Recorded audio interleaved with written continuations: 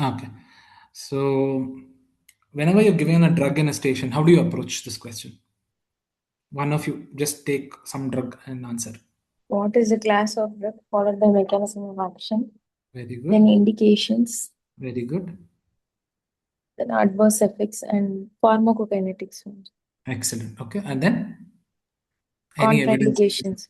contraindications and evidence. Okay, good. So basically, you have to go identify the drug. Usually, if it is a formulation, see what type of formulation it is, classify the drug, talk about the mechanism, tell about the PK-PD principle. If you can remember everything, you tell. Otherwise, whatever salient PK-PD principle is there for that particular drug, you can tell that. Okay, and then you can tell about the indications, adverse effects, and evidence if you know any. Okay, by and large this is how it has to go. Okay, so usually whenever you do this, no, please do it on a regular basis in the hospital. Drugs is something that by and large I cannot do all the drugs in ICU, because you also know it is practically impossible. I've tried and covered it as systems and antibiotics as much as possible, but then it will be really impossible for me to deal with each and every drug. Only thing is I can tell you how to approach it. And what I would request you guys to do is daily pick up one or two drugs, discuss among your peers or your juniors. Okay, and start talking. Whenever you're there, just randomly pick up some drug and then try and talk about it. So this is how you can build up, and in the end of the day, if you can make notes for one or two of these drugs, by the time you go for exams, which is roughly more than a month till now, you will be able to have a fair good amount of notes for yourself. Okay, so that's how we approached, okay, back in the day. So salbutamol, who wants to go over this? Okay, this is the drug. This is what is given to you. How do you answer this? It is beta 2 agonist Okay. used in the inhalational forms, Okay. and indication used in for COPD patient or bronchial asthma with acute exacerbation or any Okay. bronchospasm. Okay. And, Dose. uh, dosage is usually 2.5 mg. We can give as TDS dose. Okay. Only And respiratory things you're thinking. Any other indications are there for the use of salbutamol? hyperkalemia we can give. Hyperkalemia. Excellent. Then, Adverse reaction, tachycardia. excellent. Long-standing use of um, salbutamol. You see some other thing in elderly. Ask them to uh, hold your hand. Tremors will be there, and Okay. So tremors are one. Then sympathetic. It's a sympathomimetic drug, right? So it will cause all sympathomimetic effects. So just remember those. Okay. So good enough. So you need to tell it's a short-acting beta two adrenergic agonist. It is a SABA. Okay. Then, as you told, very good bronchospasm and hyperkalemia. For other indications like you told, COPD, asthma, good enough. Okay. Usually, the best advantage is because it's short acting. It's going to cause rapid bronchodilation. Okay. So mechanism of action, I think so. You told. Okay. It usually activates the adenylate cyclase, increases the cyclic AMP, and that causes relaxation of the airway smooth muscle, improving the airflow. It also causes mucociliary clearance and reduces the mast cell degranulation, especially in asthmatics, because of mast cell degranulation there will be histamine release. So that is what you want to offset in them. Okay, so that is one of the advantages of using a SABA like salbutamol. In hyperkalemia, it will prevent shift of potassium. It will actually push it inside the cell. Okay, it stimulates the sodium potassium ATPase, driving the potassium into the cell, lowering the serum potassium. Okay, so this is how it does it. Okay, so route of administration, nebulization. Is there any other this thing, route of administration? Can you give IV? Has anyone given IV salbutamol? Is there a role for IV salbutamol? Yes. Okay, where do you do it? Whoever answered it, yes. I'm sorry, I'm not able to see your names. Okay, Refractory cases. refractory cases of asthma or refractory cases of hyperkalemia. You can use it for both. Okay. So what is the dose in bronchospasm? Guys, you have to tell this. Daily you write this, right? Whenever 2.5 mg to Hmm. mg, we can give it if it is a very severe spasm. We can give it every 4 hourly. Okay, so you have to tell firstly before 4 hourly, you have to give it at least for 3 doses. Okay, and then you need to add another drug. Okay, so this is something that you need to know. Okay, in severe cases, continuous nebulization of 10 to 20 mg per hour might be required. Okay, so for hyperkalemia, 10 to 20 mg. How many respules roughly you have to start for hyperkalemia? At least 4 respules. Excellent. Okay, so this is what is the thing that differentiation we guys want you to tell. So don't wait up. Okay, guys, be free. Please answer this. This is something that you're doing day in and day out in your ICU. I just want you to answer. Okay, so how do you do it for hyperkalemia? Okay, how often do you repeat it? Do you repeat it at all? By how much does it reduce potassium? So these are the things they will ask you. Okay, whenever you're giving this.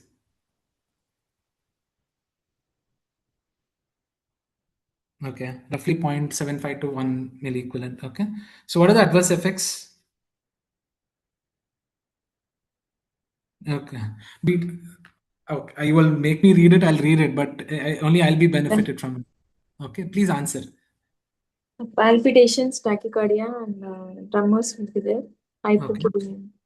Sympathomimetic effects. Okay, please remember it like that so that it'll be easier for you. Any sympathomimetic drugs, no, you can tell this. You can tell this for adrenaline, you can tell this for noradrenaline also.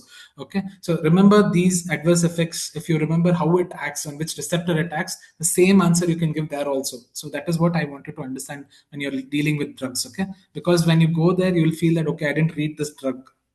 That's usually the problem. Okay, if you answer it understanding how the mechanism works, like you can use the same principle for them as well. Okay, so like you told, excellent. Tachycardia, palpitations, tremors, hypokalemia because it causes intracellular shifts of potassium, and hyperglycemia. Okay, serious side effects can include arrhythmias, and it is also known to cause lactic acidosis with prolonged high dose use. Okay, so so earlier someone told that it can be given IV. How is it given? Do you know how much is given? Usually, whenever you're using it, is a 250 microgram. It's actually diluted with 5% dextrose. Okay, so point up to 0.5 mg in 100 ml. It is usually diluted and given over 15 minutes. Majorly for hyperkalemia. In patients with spasm, again, you have to be worried because these patients will already have some amount of tachycardia because you've already given multiple nebulizations. So if tachycardia is too high, be it hyperkalemia or in patients with spasm, it is not required. The other advantage why we would prefer IV in hyperkalemia is because intravascularly it can help in shift of potassium. So that is the understanding. Okay, so remember it is only as an adjunct. Never give this IV. Okay, take home is it can be given, and this is how it is supposed to be given. More safer in hyperkalemia as compared to acute exacerbation of asthma. Okay, so you can give it in both. But there in asthma, what will happen? You have already given them nebulizations. Already there'll be some amount of tachycardia. If you give them IV again, it will again cause an arrhythmogenic activity. Okay, so that is the reason probably in asthma exacerbation, IV is a little this thing detrimental to the patient. Okay, so what are the other drugs which are used in asthma? So is one doubt, sir, is the formulation different for both? Like Not only nebulization. you have the same thing, you have to. I told you, no. Usually, how much is the thing that you get? At 2.5 mg or 5. You usually 10 mg will be 4 respules. 2.5 mg is what you get. So you have to just put 0.5 mg in 100 ml and then start with it. Okay, so usually you can take Okay, sir. salbutamol that you have to dilute it. So it's a very diluted dose that you give, but even then it can cause adverse effects. Okay, and usually remember it is very slow. Okay, so it's not as a routine practice. It is just for the viva question. Okay, so don't try and do this tomorrow in your ICU. Okay, just as a brownie point. Okay, so what are the other bronchodilators that you know of? You guys have to be more interactive if you want me to finish a lot of drugs. Okay, tell me. Anticholinergics, Yeah. steroids, Okay. theophylline, derifylline, Okay. Magnesium. IV magnesium, and IV ketamine. Okay. So what does GINA tell? So you guys have to know what is the level of evidence and all of that. Okay, whenever you're telling about drug usages. So what is the level 1 evidence for the use of bronchodilator therapy in acute exacerbation of asthma? Okay. So remember, oxygen targets have to be roughly 92 to 95%. That is a strong evidence. Okay. Again, salbutamol is the first line drug. Ipratropium has to be added on. Okay. Along with this, if the spasm doesn't break, you need to add steroids. Magnesium sulfate is not a good level of evidence, but it is still one of the things which is recommended along with oxygen therapy. If at all this doesn't break, then you need to use your racemic mixture like your epinephrine, or you can also use ketamine. Okay, so this is by and large about the management of bronchospasm in the ICU. Okay, so please be prepared for what is the classification of bronchodilators, dose of management in asthma. Okay, status asthmaticus, you need to know what is the definition, how do you manage, and use of IV steroids in the ICU. Okay, so these are the things that I would like you guys to read up about. Okay, these are the things you can prepare. Okay, so whenever a drug is given to you, this is the first drug, and you see how long it took. Okay, so basically you need to think, okay, what questions anticipate all of that. Okay, and before that, what I would tell you guys to do is take 2 drugs in each system, and you be prepared in and out for that 2 drugs. If at all the examiner tells you to pick up some drug, be confident and start and finish it off in a single go. Okay, so if you do that, probably the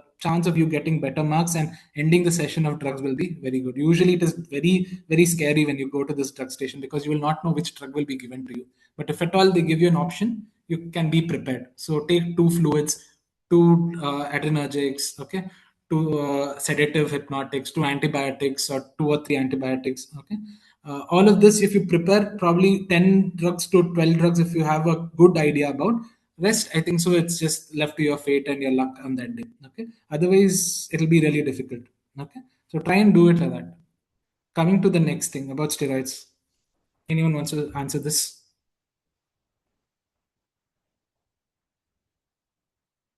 Guys, you need to be quick. See, this is something that you're using day in and day out. I can just go reading it out. It's a short-acting glucocorticoid with both glucocorticoid and mineralocorticoid activity equally.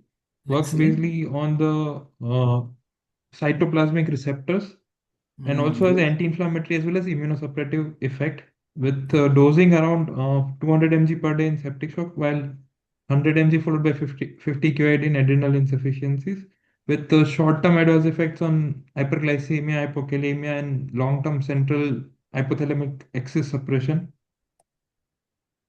Very good. And can be used in pulse therapy as well. Okay, good. So what are the indications? You told septic shock. Apart from that, you told pulse therapy, correct? Good, a fairly good enough approach. Okay, so you told about mineralocorticoid and glucocorticoid activity. You told about the type of steroid. Okay, so it is a short-acting glucocorticoid with both glucocorticoid and mineralocorticoid, with the ratio being 1:1. Okay, so you also told about the mechanism of action. Very good. Okay, usually you have to understand that it has genomic and metagenomic. If you don't understand these two, it is good enough, whatever you told, right? Glucocorticoid effect is your anti-inflammatory and immunosuppressive effect. If you can remember this, it's good enough. Mineralocorticoid, it causes sodium and water retention, and it also causes potassium loss, which you actually beautifully told. Good. By and large, I think so you have answered beautifully. Okay, so if someone asks you how does it cause reduced inflammation, you need to know it causes inhibition of phospholipase A2. Usually there is an arachidonic acid pathway, correct? So it usually blocks that pathway, and because it blocks the arachidonic acid, there will be decreased production of prostaglandins and leukotrienes, etc. Okay, so along with this, it also inhibits pro-inflammatory cytokines like interleukin 1, interleukin 6, and tumor necrosis factor alpha. Okay, so if they ask you how does it do it, you need to answer it in this way. Okay, so good enough. So you told this dose of steroids also, that is good enough in septic shock. What is the level of evidence for the use of hydrocortisone and or steroids in septic shock? Adrenal trial. Good. So there are a lot of trials. You have to know which are Approaches positive reduce trials and negative hydrocortisone trials. and fluorocortisone. approaches was a positive trial. Adrenal was, there was no mortality benefit, but organ, the duration of organ support was reduced.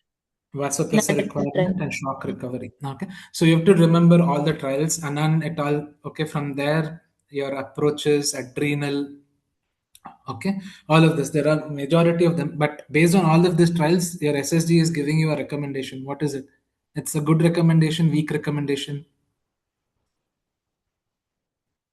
It's a weak recommendation. Okay, it's not a absolute thing that you have to go ahead. If you have refractory shock, if your requirements are very high, then you can use steroids in septic shock. Okay, that is what it is. The level of evidence is still poor. Okay, remember, it is not only for adrenal insufficiency and septic shock or asthma. You have to remember all the other indications and how it is given. Okay, so what is the adverse effects? I think so. He already mentioned hyperglycemia, fluid retention, hypokalemia. Okay, so all of this are very important. Long term, that was also very nicely mentioned. He mentioned about HP axis suppression, but us being intensivists, we need to also think about ICU acquired weakness, neuropsychiatric effects. Okay, so this is something that we are looking at. Okay, good. You answered one, that is more than enough. But if you can recall these points, that will be good enough. Okay, so usually you need to remember based on the indication, okay, and what are the trials. So can you tell me trials in this thing, respiratory system, evidence for the use of steroids in RS? What is the latest Cape Cod trial. Cape Cod DEXA-ARDS. DEXA-ARDS is also a little older now, 2021. After that, I think so 23. Recovery trial. Recovery one, good, positive trial. DEXA-ARDS was a positive trial or a negative trial? Positive trial. What is the latest take home for community acquired pneumonia and the use of steroids? What is the latest trial? Cape Cod trial suggesting. After Cape Cod, one more is there. Corticus. No, man, Corticus was in shock. Remap cap. Remap cap. Okay, so please remember remap cap. It did not show any benefit. Okay, so it was a negative trial again. Okay, so remember how many days of steroids when it was given. DEXA-ARDS was a positive trial. Okay, again in recovery for COVID ARDS, that was also a positive trial. Okay, so please remember the names. Okay, for COPD exacerbation, the trial was a reduced trial. Okay, otherwise spinal cord injury, is there any recommendation as of now for the use of steroids? No, sir. Currently, no recommendations. Okay, what is the trial? NASIS.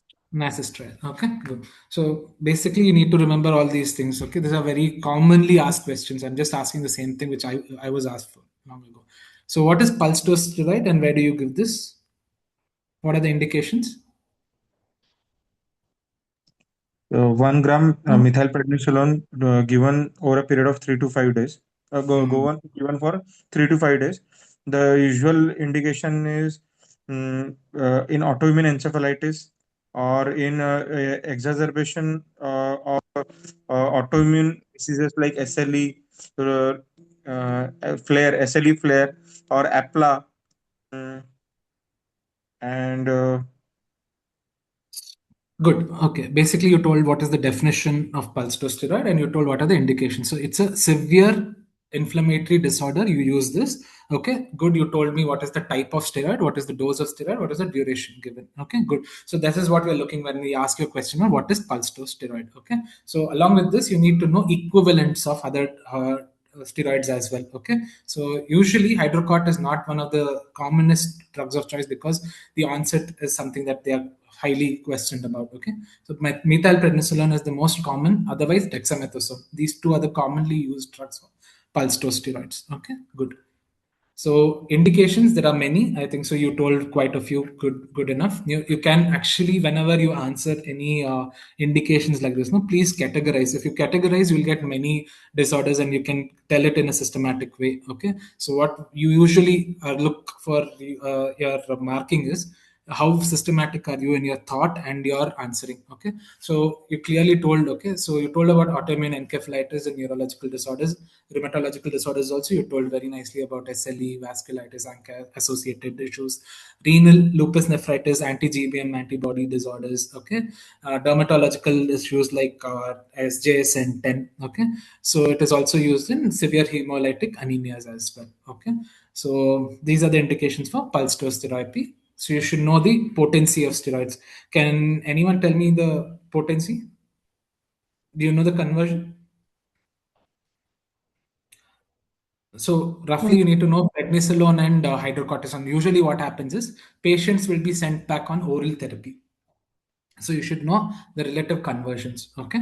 So someone was answering. You can go ahead. The slide is also there. You can use it. Prednisolone 4 mg will be equal to 40 mg of hydrocortisone. Okay, good. Okay, so that is the ratio that you have to take it. Okay, good enough. I wanted you to answer that 40 mg. Okay, so next question, importantly, they'll ask you what is HPA suppression and what will happen with that. Okay, so can anyone answer when does HPA suppression happen? If we use more than 2 weeks of 1 mg per kg dose per day. 1 mg per kg. I don't know this. Anyone else? There is NICE guidelines which is there, which has told this, and there are two other societies, okay, endocrine societies, basically NICE and British Journal of Endocrinology. Usually these two, they give us an idea. Okay, so based on that, I want you to answer. Anyone else wants to tell? So why I'm asking this question is patient comes to you or patient is with you. Okay, you need to think about tapering steroids for few patients, or you can abruptly stop steroids. Okay, so you need to know whom to do that, right? So I just wanted to answer that part of it. When does HPA suppression happen? Come on, guys. You have to answer this. Okay. It basically depends on what is the type of steroid, what is the dose of steroid, and then the duration. Okay. So if you can remember these three, it will be helpful. Please go and read up about it. Okay. So which is the steroid that has the maximum potential to cause HPA axis suppression?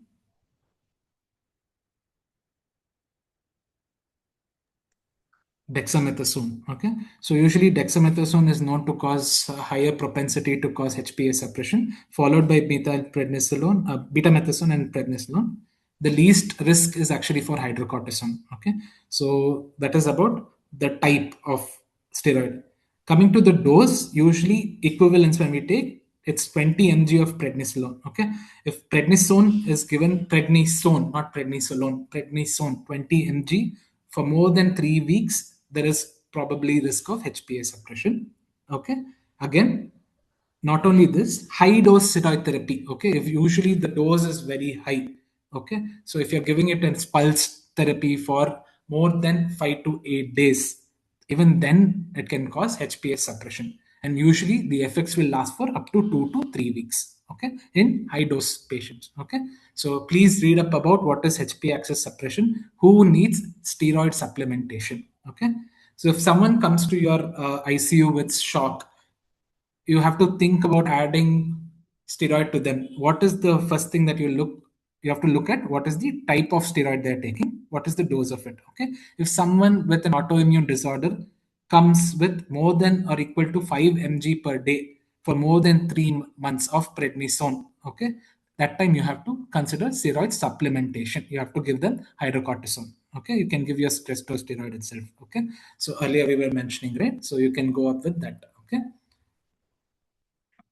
so usually there is another diurnal variation. If the patient is on night doses of steroid, the risk of HPA suppression is higher. Okay, so remember this. Okay, chronic maintenance therapy. What do you do and how you go about? Any doubts? Any questions you guys have in this? Please go read up about HPA axis suppression. Okay, it's very commonly asked. Okay, if they ask you what you will do in septic shock, whether you will supplement, which type of patient has some autoimmune disorder, he's already on steroids.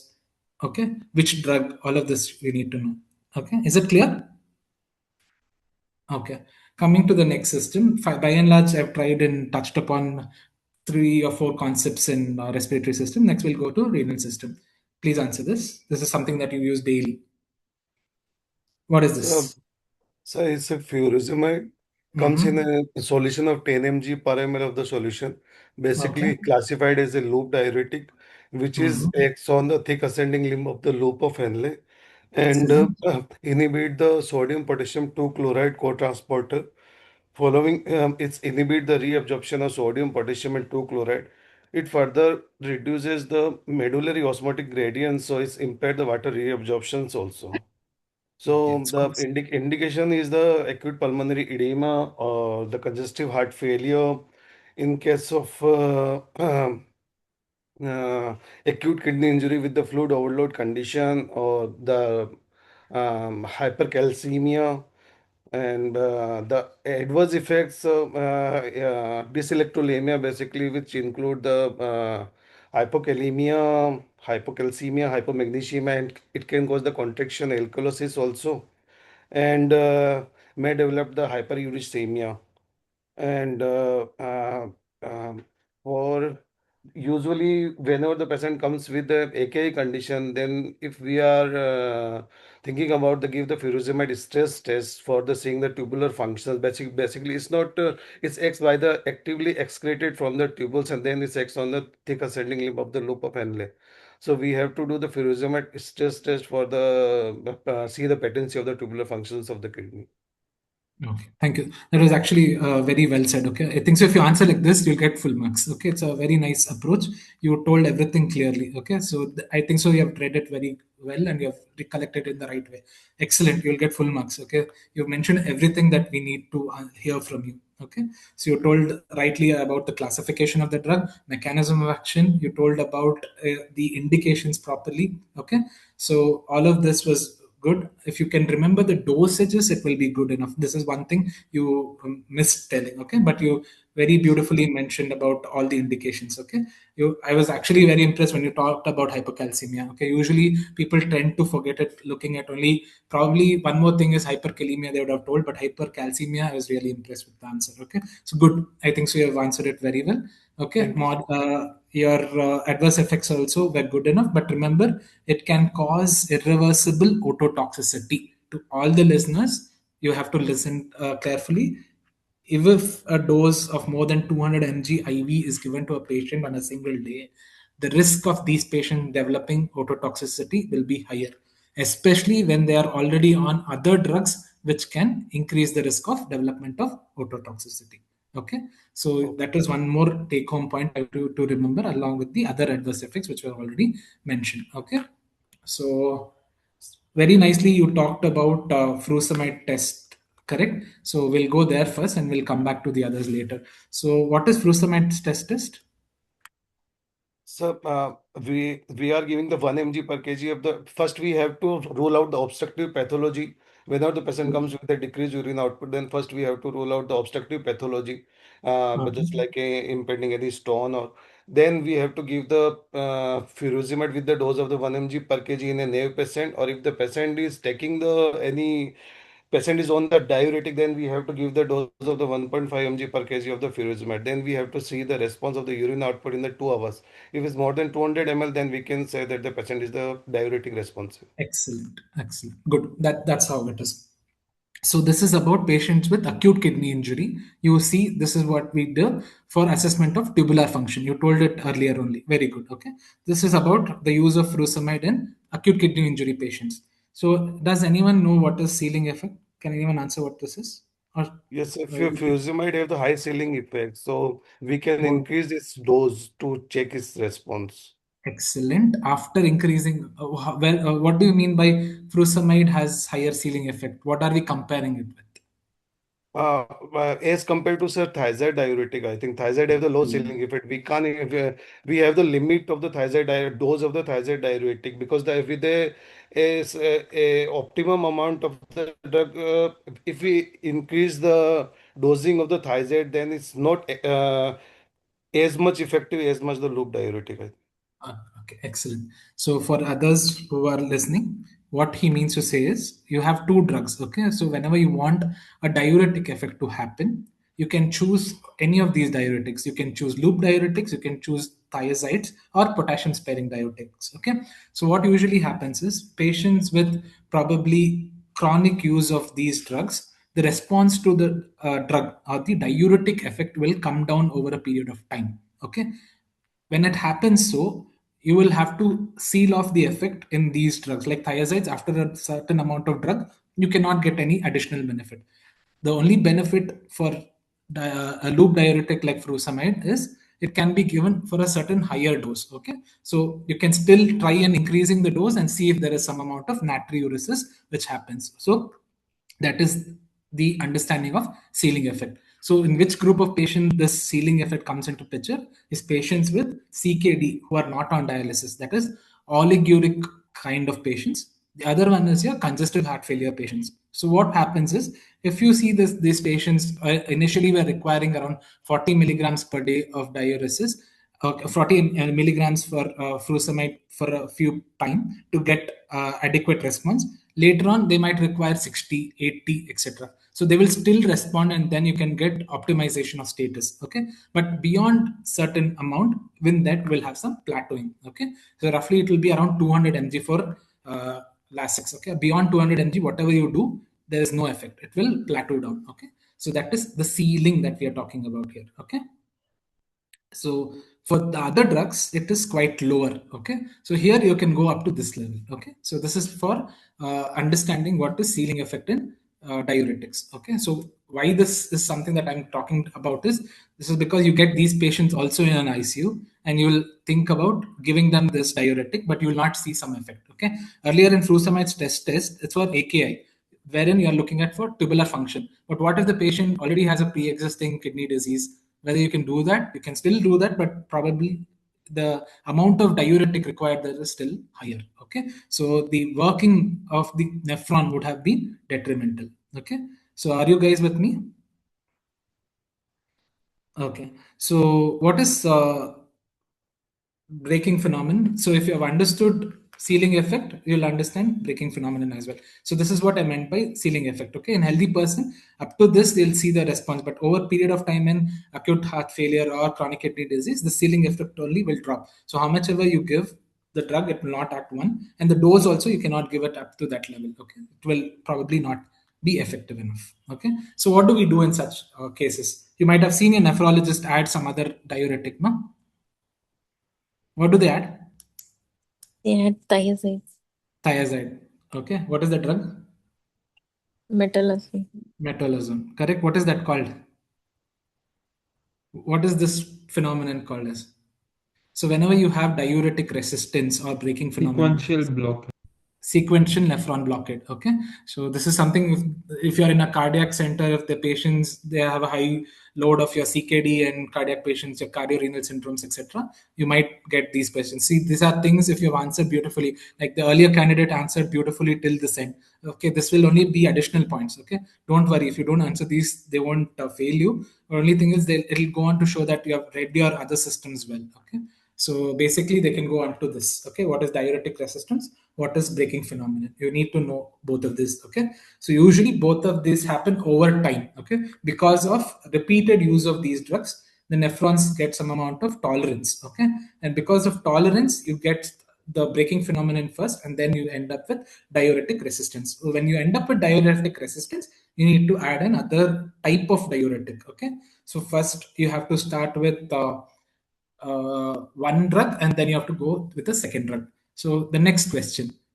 what would you add first? If the patient's prescription has to be written for a sequential nephron blockade to see the assessment of diuresis, which drug has to be given first? Your loop diuretic or your thiazide?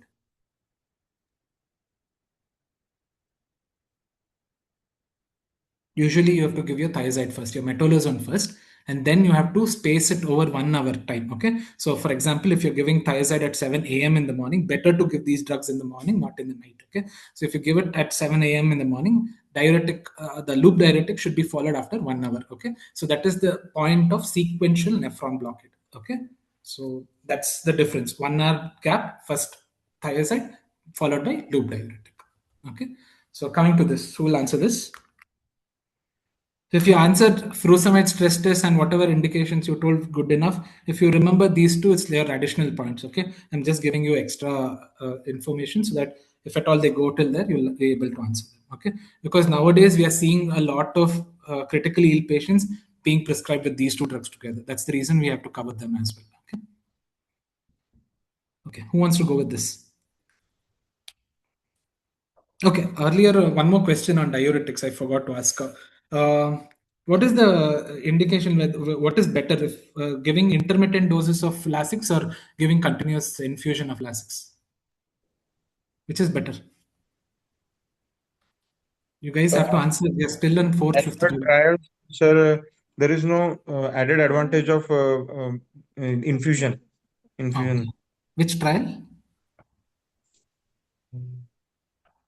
You told some trial, no? No, sir, I don't remember the trial name. Okay, it's called as the dose trial. Okay, so what they saw was there was no difference between infusion over intermittent boluses of diuretics.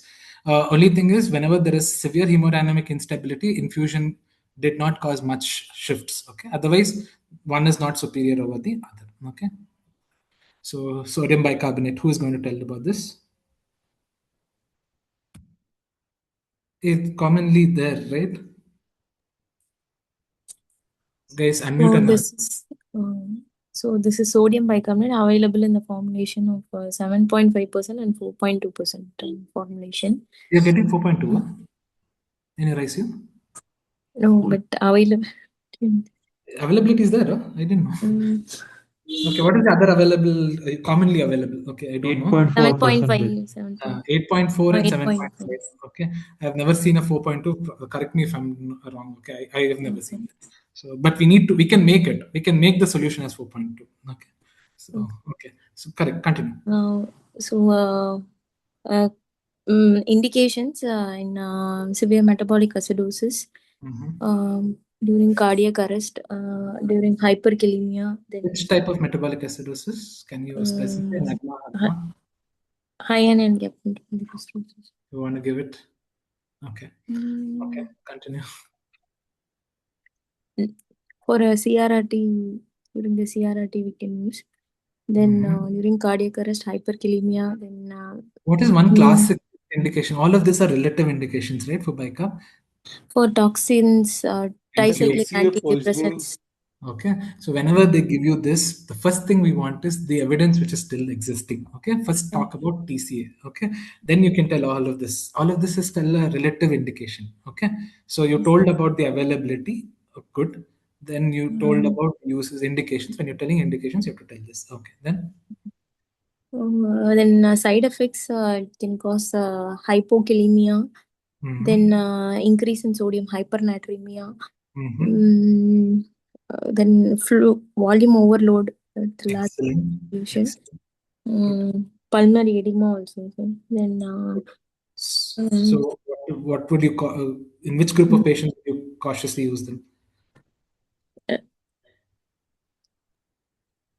In IHD and with heart failure, it can cause 50 millicount is equivalent to 200 to 250 ml of volume expansion. So heart failure in kidney disease with acute condition. Excellent. That's one point I wanted to remember. So if you can summarize your indications, can you please tell me major indications?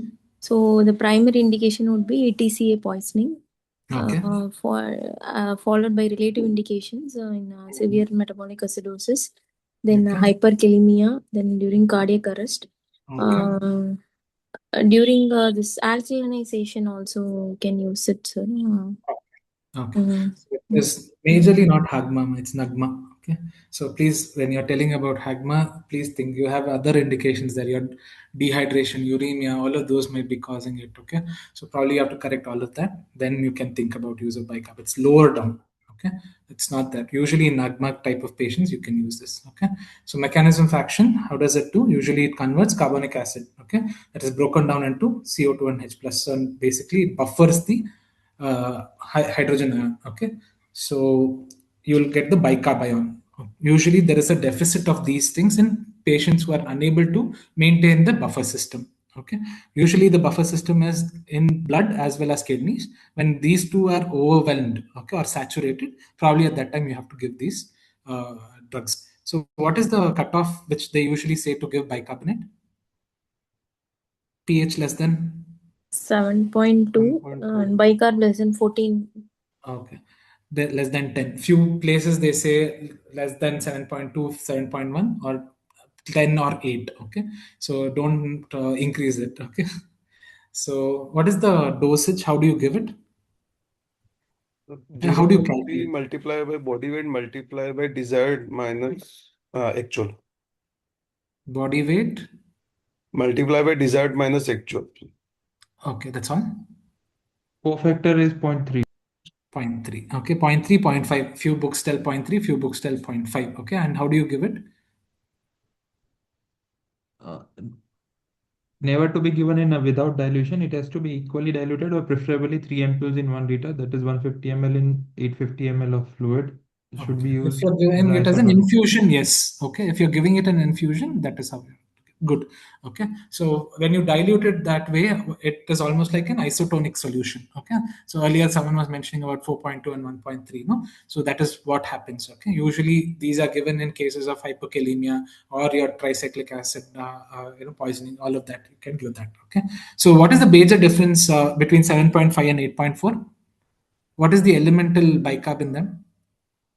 If you're talking about millimoles per liter? Sir, in 45 the and 50. 7.5, it saved the 0.9 milliequivalent per liter of the, and in the 8.4, it saved the 1 milliequivalent per ml. So Sorry. usually it becomes easy when you're using 8.4. Okay. Hmm. So for calculation sakes, this is almost 1 MEQ. Okay. So usually that is the available formulation if you have this, no? So you'll be able to do the calculation. So you guys gave a clear idea about that. That's good enough. Okay. So whenever you're diluting, that is how you have to give. So in hyperkalemia management, in all cases of hyperkalemia, do you give it? Or what is the indication for the use of bicarbonate in hyperkalemia?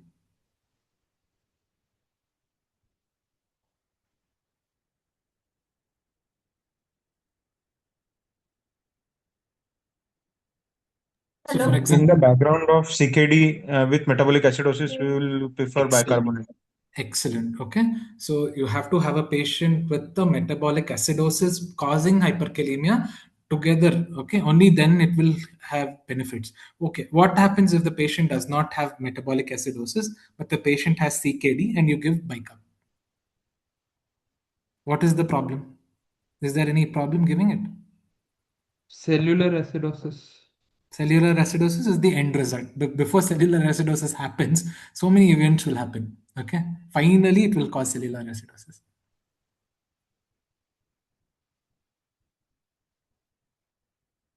So if there is no metabolic acidosis in a CKD patient, as soon as you give bicarb, no, it will cause something like a solute drag. It's a hypertonic solution or a hypotonic solution. Hypertonic. Hypertonic. So it's there on the screen. If you can see 2000 milliosmoles. Okay, it's even more compared to what? 3% saline, right? What is the osmolarity of a 3% saline? 1200 or 513. 530, sorry, correct. Okay, so it's very high. Okay, so it's a very high hyperosmolar solution. That is the thing which will cause a solute drag. Again, it will cause volume overload in such patients and cause deleterious effects like hypoxia, cellular damage. Okay, all of this will happen. Okay, so this is one thing. And whenever you're giving this, be careful. This patient should have a good respiratory drive also. So you should wash out the carbon dioxide which is being produced. Okay, so remember, whenever you're giving this, better to give it as an infusion. When you're giving it as an infusion, you have to do that 3 ampules in a liter of 5D and then give it. Okay, so that will help you reduce these effects. Okay, but if you get a patient with pH very low, 7.1, okay, bicarb 8 or 6, okay, and this caused the cardiac arrest because of hypokalemia with some amount of metabolic acidosis. Anyways, the pH is low. So, do you dilute and give it to such patients, or in an acute setting, how will you give it? Chronic setting, you told that infusion we have to start.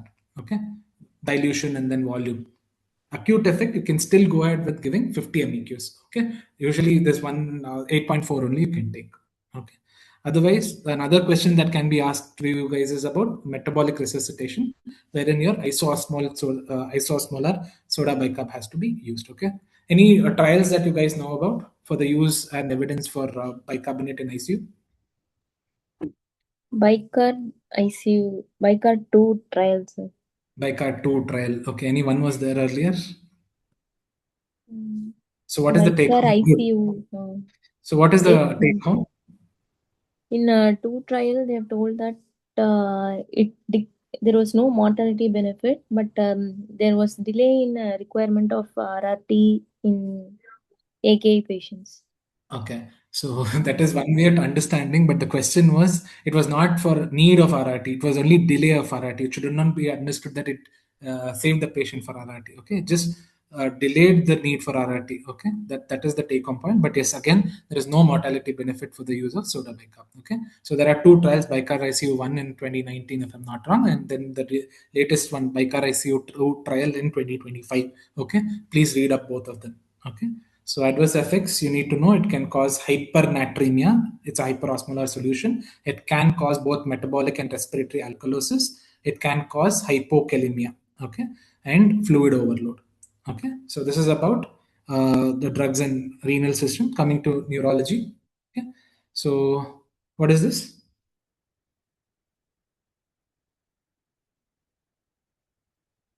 Guys, you can answer. This is something that you're using day in and day out, no? Someone volunteer and answer. What is this? Hypertonic saline. Hypertonic saline. Where do you use this? Okay, please answer. You know the list.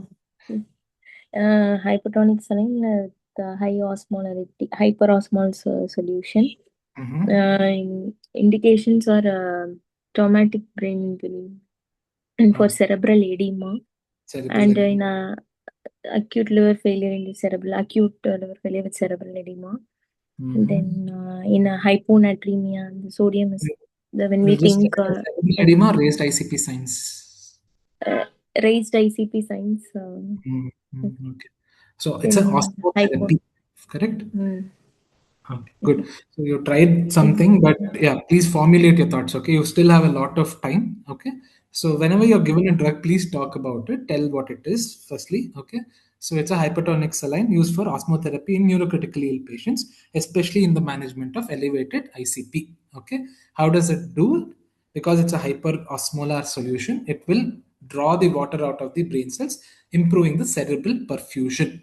Okay, so Monroe Kelly's doctrine basically has to be balanced, right? So that is what we do with osmotherapy in patients with raised ICP. Okay, so commonly used concentrations are, what is it? 3%, 5%? Okay, 3% is available commonly. Okay, so earlier on, someone told about the osmolarity as 5 and 3. It is only sodium. Okay, so if you add sodium plus chloride, osmolarity goes up to 1026. Okay, and in 5% it is around 1710. Okay, all of these are the things which are available and that can be given. So what is the dose of 3% NS that can be given, or that should be given for raised ICP, and how do you give it? You guys are using 3%, or you're not? To give are you it guys using 100 to 150 ml over 20 minutes as a bolus, followed by an infusion, sir. Okay. To target a sodium of 145 to 155. Okay. Any other place that you use hypertonic saline? Severe symptomatic hyponatremia. Symptomatic hyponatremia. Okay, so in that also you should know what is the dose that you have to give and what do you do. Okay, so how do you calculate the deficit in symptomatic hyponatremia? What is symptomatic hyponatremia? That is also the question they will ask you. Okay, when you tell about it. Okay, what is symptomatic hyponatremia? There is signs and symptoms of altered sensorium, confusion, the seizure. Okay, so any of these three are an indication for hypertonic saline in hyponatremia. Okay, so what is the dose? You told 150. Can you tell ml per kg? Anyone? So 3 ml per kg we have to start. 3 to 4 ml per kg 3 of. to 4 So ml per basically, you kg. have to know which percentage. Okay, if it is 3%, how much? 5%, how much? 23%, how much? Okay, good. So what 150 ml also is written in a lot of guidelines. You can tell that as well. Okay, but most of the centers, the examiners will ask you per ml. Okay, so mechanism of action, one we already discussed, that is the osmotic effect, the improvement of cerebral perfusion pressure by shifts of fluid. It also gives some amount of anti-inflammatory and immunomodulatory effect as well. Okay, your 3% NS. Okay, So usually, what is the target that we do for monitoring when we are given the patient is on 3% NS? Osmolarity is target, sir, is less than Very 320. Very good. Okay. Okay, good. So sodium should be maintained less than 155 MEQs per liter. Okay. And the osmolarity should be maintained less than 320 milliosmoles per kg. Okay, good. So that is the target. Okay. So acute raise, whenever it is there, no, if your patient is having signs of raised ICP, you have to give 3 to 5 ml per kg IV bolus over 10 to 15 minutes. The maintenance infusion is 3% NaCl, 30 to 50 ml per hour, and you have to check sodium levels every 8th hourly or 4th hourly, depending upon how much you are giving. So if you're giving 50 ml, don't wait for 12 hours. Okay, probably you have to do it at 8th hourly or 6th hourly and recheck the serum sodium level and adjust your maintenance infusion. Okay, whenever there is severe raised ICP, probably you can use a higher osmolar solution like your 23.4% of NaCl. Majorly, what is required is whenever you're giving a more concentrated drug, it requires a central line. Okay, remember, whenever you're doing treatment for KCl correction, whenever you're having hypertonic saline, they will ask you what is thrombophlebitis, what is the issue with sclerosing, what happens to the issue when there is a hyperosmolar solution which is being used in a peripheral line. Okay, so be mindful of these values. Okay, so coming to the next important question, the difference between hypertonic saline and mannitol. Okay, so which is better, mannitol or hypertonic saline? Hypertonic saline is better than mannitol. Better. Is there any trial which tell that? Okay, you can tell it in another way. Okay, there are no trials to majorly tell that this is better or the other, but it can be chosen safely in a few group of patients, correct? So mannitol again has a lot of issues. Okay, majorly whenever you're using mannitol. Okay, someone wants to answer? Okay, so The frequent monitoring of the serum osmolarity. Second, another thing is it will cause acute kidney injury. very good. So which needs that? Mannitol. Okay, please tell that. Okay, mannitol needs frequent monitoring of the osmolarity. Otherwise, there is no point in giving mannitol. So what is the dose of mannitol? I'll ask you when we talk about mannitol. Okay, so excellent. That is what we expect out of you guys. Okay, you have to talk whenever you're giving mannitol. You need to monitor the serum osmolarity. Otherwise, it is useless to use it. Okay, you'll just be giving it and not knowing what is happening. Okay, so basically, whenever the patient, it depends on the type of patient. Between hypertonic saline and mannitol, there is no superiority. Okay, both are equally efficacious. Only thing is, mannitol has been known to cause acute kidney injury. It was also known to cause frequent monitoring is more required with mannitol as compared to hypertonic saline when it comes to efficacy management, not the monitoring. Monitoring, it is similar even in hypertonic saline. You have to do a monitoring, but serum osmolarity has to be measured when you're giving mannitol. Otherwise, it's just giving fluid to the patient. Okay. So usually, whenever you have, sorry, Rebounds increase in the intracranial tension with the use of the mannitol. Excellent. Okay, so I'm coming to that. Okay, so rebound phenomenon, all of this is more problem with mannitol. So whenever they ask you which is preferred, you can tell it depends on the type of patient. Okay, whenever you have hypovolemic, hypotensive patient, probably hypertonic saline becomes the agent of choice. If you have euvolemic or hypertensive patients with normal kidney function, probably you can think about using mannitol. Rest of the cases, if you see, hypertonic saline is the preferred choice. Okay, it is not superior, but it is the preferred choice. So this is how we can justify our answering. Okay, am I clear? Any doubts? So you guys answered mannitol requires osmolarity management. That is very important. AKI. That is what we look majorly when you're talking about either of them. So there is something called as refractory coefficient and all of that, which says that how much volume will be dragged into the intravascular circuit by mannitol and hypertonic saline. Hypertonic saline a little outdid mannitol, but majorly there was no difference. Okay. Any trials you guys know about the use of this thing, hypertonic saline?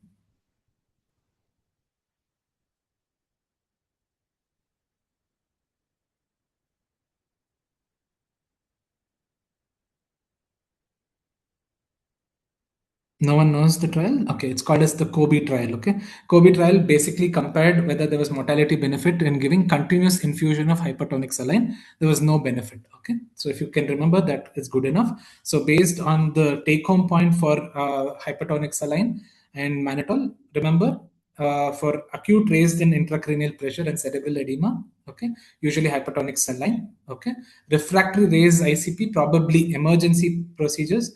23.4% may be superior to mannitol. Okay, whenever you are taking a hypertonic saline, usually it is best for hypovolemic or hypotensive patients. Okay, coming to mannitol, you need to remember the dose of mannitol. Okay, so what is the dose? It's there on the screen. You can use and tell if one of you is telling, otherwise we'll skip. Okay.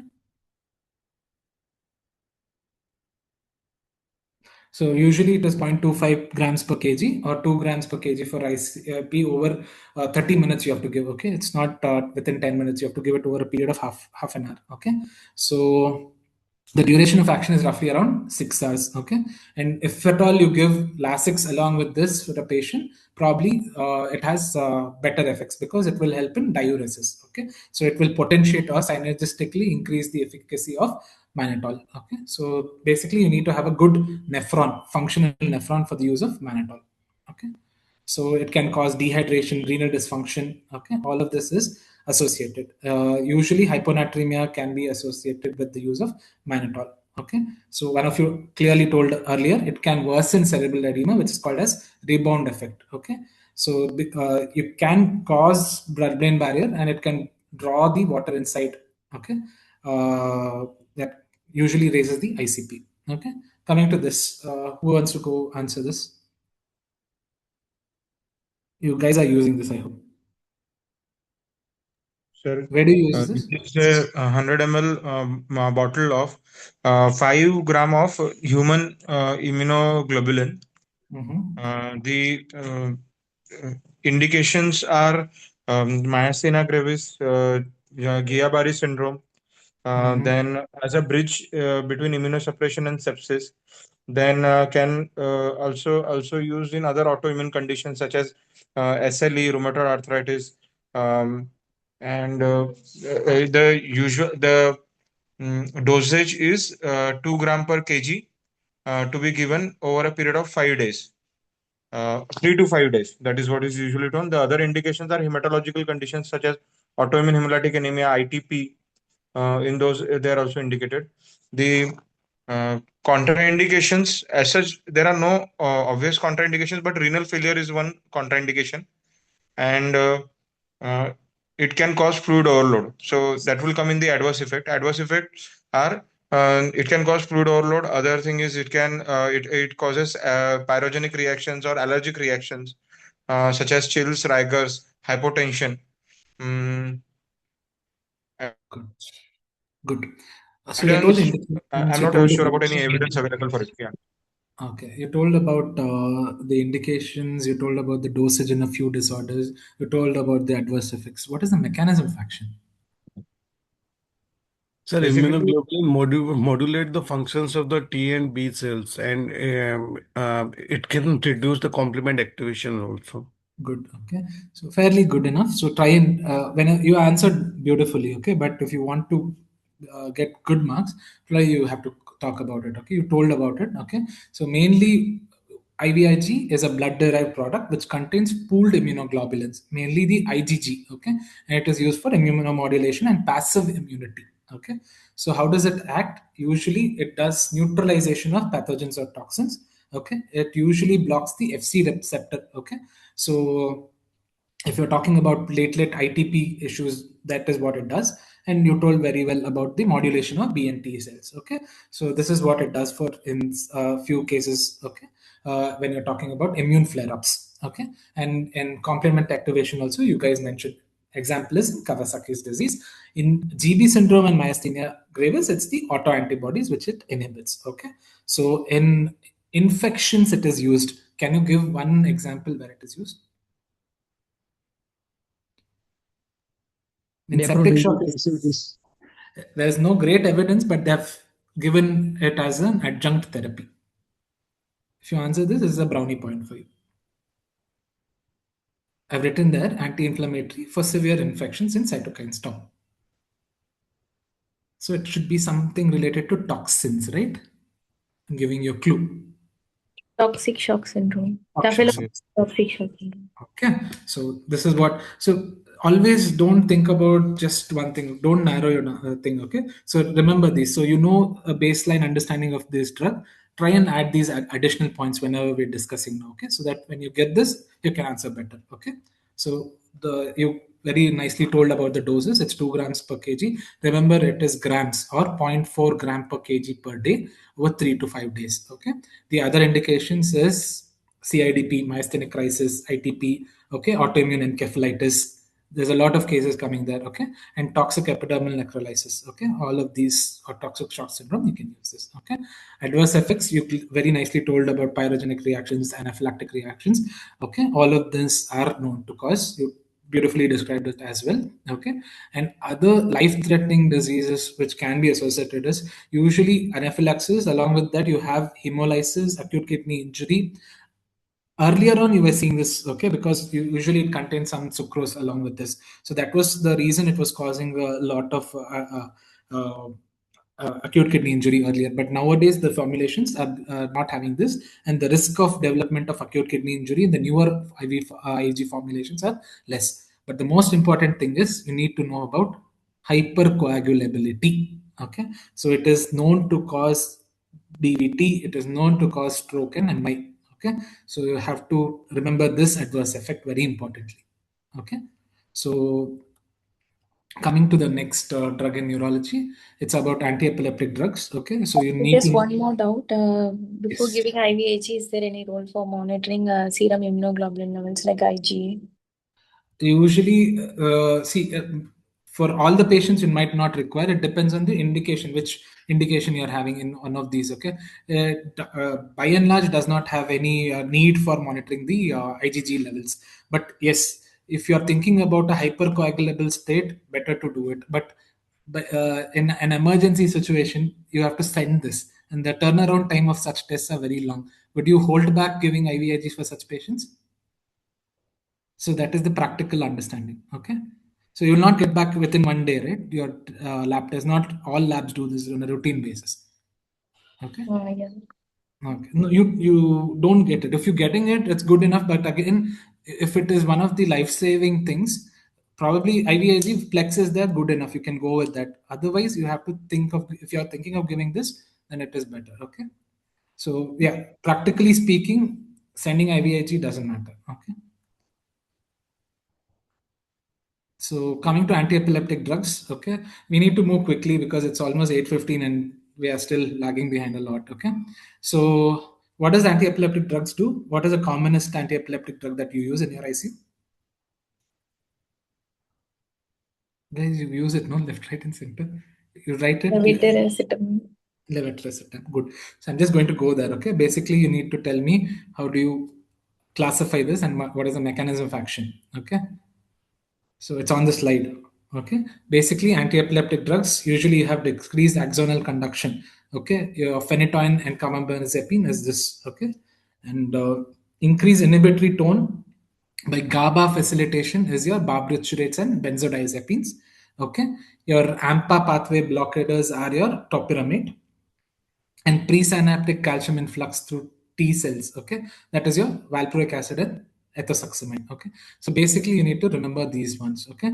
Remember valproate has the broadest spectrum of anti-epileptic activity. It prolongs the sodium channel inactivation. It has GABA mimetic felicitation, and it also inhibits the T type of calcium current. Okay. So valproate is one drug which is there and which does all of this. Is one of the broadest spectrum, one of the broad spectrum anti-epileptics. Okay.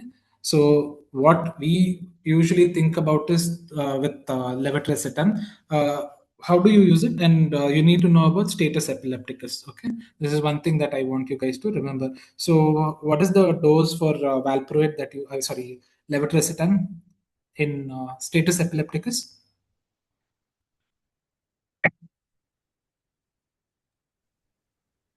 You need to know status 20 epilepticus. mg per kg.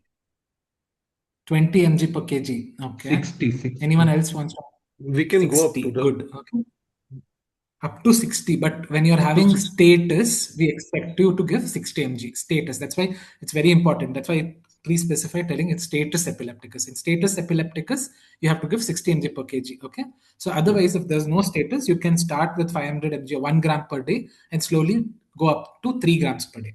Okay. So this is how we start about levetiracetam. What is the mechanism of action of levetiracetam? It's not here. Sir, it's bind with the synaptic vesicle to a protein and modulate the effect of the glutamate, which is the excitatory neurotransmitter.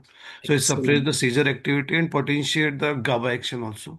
Excellent. Very good. Okay. It's something called as SV2A vesicle. Okay. So it is there in the presynaptic part of the neuron. It will prevent excitatory neurotransmission. Excellent. That is the glutamate pathway. Good. Okay. So that is one thing that is a take home point. 20 mg per kg, whoever said that, that is for phenytoin. Okay. So you need to know that 20, 30, 40, that is one thing that I used to tell, but it's actually 20, 40 and 60. Okay. So 60 is for your levetiracetam, 40 valproate if I'm not wrong, and 20 is for phenytoin. Okay, 40 I'm not sure. Okay, please check it out. 40 only. 40 mg for status epilepticus, 40 mg per kg for valproate. Phosphate 20 mg per kg. 20 is phenytoin and phosphatine is the same. Okay, so why I'm telling this, we are seeing a lot of cases with autoimmune encephalitis. We are seeing seizures, which is refractory to the first line of treatment. So you need the questions they'll ask you is in these terms. Okay, so don't neglect this. Okay, so what is the role of anti-epileptic therapy in ICU? Do we routinely give it for all cases with CNS problems? Okay, patient comes with SAH,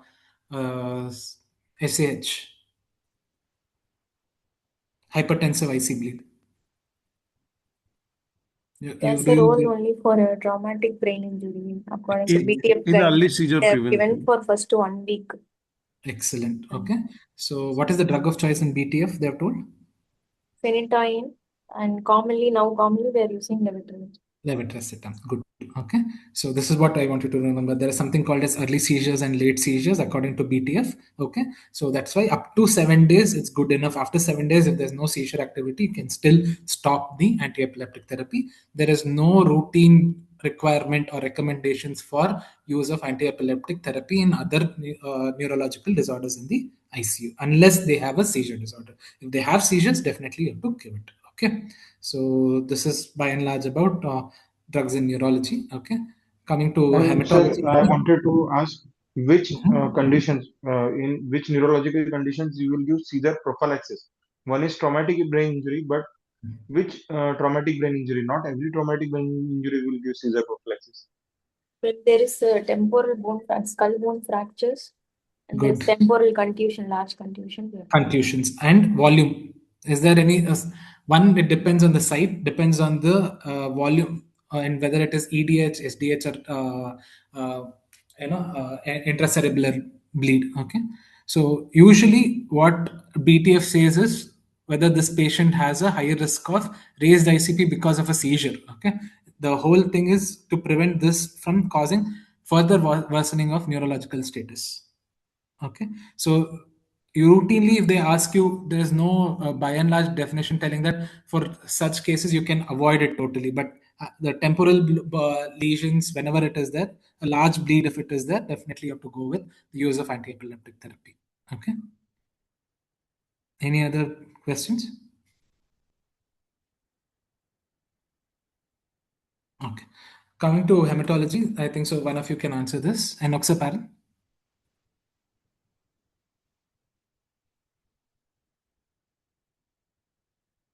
You guys have to answer quickly. We still have a lot. Sir, it is the class of low molecular weight heparin. It acts by inhibition of factor by heparin. Where does it act? Sorry. Heparin, unfractionated heparin. Where does it act? I'm just giving you. 10A. Yeah. Factor 10A is on the next step. Okay. That is bind with the antithrombin third and then inhibit the factor 10. Okay. Good. Okay. So indirect thrombin and factor 10A, both of them. Okay. So mechanism of action, it binds to antithrombin 3 that enhances the inhibition of factor 10A, preventing the thrombin formation. Okay. So usually it has mild inhibition of thrombin as well. Okay. So what is the key difference between unfractionated heparin and Clexane or heparin, low molecular weight heparin? Okay. So usually it has a higher anti-10A activity, that is the ratio 4:1 versus 1:1 in unfractionated heparin. Okay, so your low molecular weight heparin is usually a better efficacious drug, and it has a longer half-life, 4 to 6 hours versus 1.5 hours for unfractionated heparin. The most thing which we have been learning from MBBS days is the need for monitoring is not there with unfractionated, low molecular weight heparin as compared to unfractionated heparin, wherein we have some targets to be achieved for therapeutic effect. Okay, so this is one of the differences that they ask you to differentiate between unfractionated heparin. Okay, you need to know this. At least I would have expected you guys to tell the last point. Okay, that is something that we have been taught right from long back. So remember, the efficacy is higher for Clexane as compared to unfractionated heparin. Okay, and the half-life is also longer for low molecular weight heparin as compared to unfractionated heparin. So you need to know the doses. Okay, what is the dose for DVT prophylaxis? What is the dose for DVT treatment? And what do we do for pregnancy-associated thrombosis? Okay, and what is the issue with renal impairment? Can we use this? Low molecular weight heparin, what is the prerequisite to use it? Sir, it can be used in renal dysfunction, but it prolongs the half-life of low molecular weight heparin. So you have to use alternate drugs, right? Especially if it is less than 30, creatinine clearance is low, less than 30 ml per minute per 1.73 meter square. Okay, it usually shouldn't be used. Okay, you can reduce it, but then the risk of bleeding and prolonged effect and all of that will be the issue when you have used a low molecular weight heparin. Okay, so you need to remember all these indications and these doses. Okay, so what the prophylaxis dose is different and therapeutic dose is different. Okay, again you have to know whenever we were talking about PE management and DVT management, no, it is without or with that complication. Okay, so this is something that at least 1 or 2 indications you need to remember. Okay, so usually a post-op cases and all, if they know, especially if your examiner is from anesthesia background, they'll be usually seeing a lot of surgical ICU cases, no? So they will ask you this more in depth. Okay, so take a screenshot of this. Okay, and then you need to recall all of them. Okay, at least remember 1 or 2 indications. Okay, that's more than enough. I know it's practically impossible for recalling everything. If you remember, well, okay. So what are the adverse effects? Bleeding, thrombocytopenia. It can cause HIT, but the risk of causing HIT is lower. Okay, so prolonged use can cause osteoporosis. Okay, and hyperkalemia. Okay, so whenever your patient is on Clexane, you know, Neuraxial, all of this can be a little riskier thing. Okay, so major contraindications is active bleeding, history of previous heparin-induced thrombocytopenia, severe renal failure with a creatinine clearance of less than 15 ml, and recent hemorrhagic stroke. Okay, so they will ask you questions about HIT, etc. Okay, whenever you get heparin or Clexane or low molecular weight heparin, they will give you. I'm sorry that I'm using terms like Clexane. Better to use generic names. Okay, don't use trade names. Okay, so out of habit, sometimes we use it, but try and avoid it. Okay, so one of you can tell this. Now we already know it's an anticoagulant and it is a unfractionated heparin and it is an indirect thrombin inhibitor with factor 10 inhibition. Okay, so it binds to antithrombin 3 and enhances the ability to inhibit factor 10 and thrombin. That is your factor 2A. Okay, so all of this, why I'm dealing with is they can again go back. These questions can be asked in your Tegan-Rotem data interpretation also. Okay, so we know there is a 1:1 inhibition of factor 10A and 2A, unlike low molecular weight heparin, which has a stronger anti-10A activity. Okay, so it usually requires a cofactor, that is antithrombin 3, to exert its anticoagulation effect. Okay, so you need to know, similar to what we saw with low molecular weight heparin, even for this you need to know heparin unfractionated heparin, when you're giving it as an infusion, okay, so you need to know the APTT cutoffs, how often you have to monitor, what is the loading dose of heparin, okay, bolus dose, what is it? Can anyone tell? For P or Yeah, for P, you can tell me that. 80 unit per kg 80 units followed by 18 unit per per kg per hour.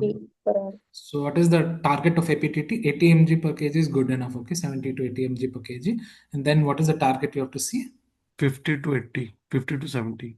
50 to 70. Anything more than 90, you need to adjust. Okay, there's a sliding scale which will be given. Okay, that has to be monitored. Okay, that is very important. Okay, so if you know that, that's good enough. Again, similar to low molecular weight heparin, the same contraindications and adverse effects are there for heparin as well. But the only thing is the incidence of heparin induced or thrombocytopenia is very high. So what is HIT? How does it happen? So, in the HIT, there is the autoantibody form against the platelet factor 4. Excellent. Okay. So So HIT it's score, all of usually that is related with the heparin infusion if the patient having the exposure of the heparin in the last 3 days. 72 hours and above, or okay. So you need to know your HIT score. Okay, 3 to 5 days. Okay, so you need to know the individual components of your HIT score. You need to know what is the evaluation. How do we diagnose HIT? What is the gold standard test?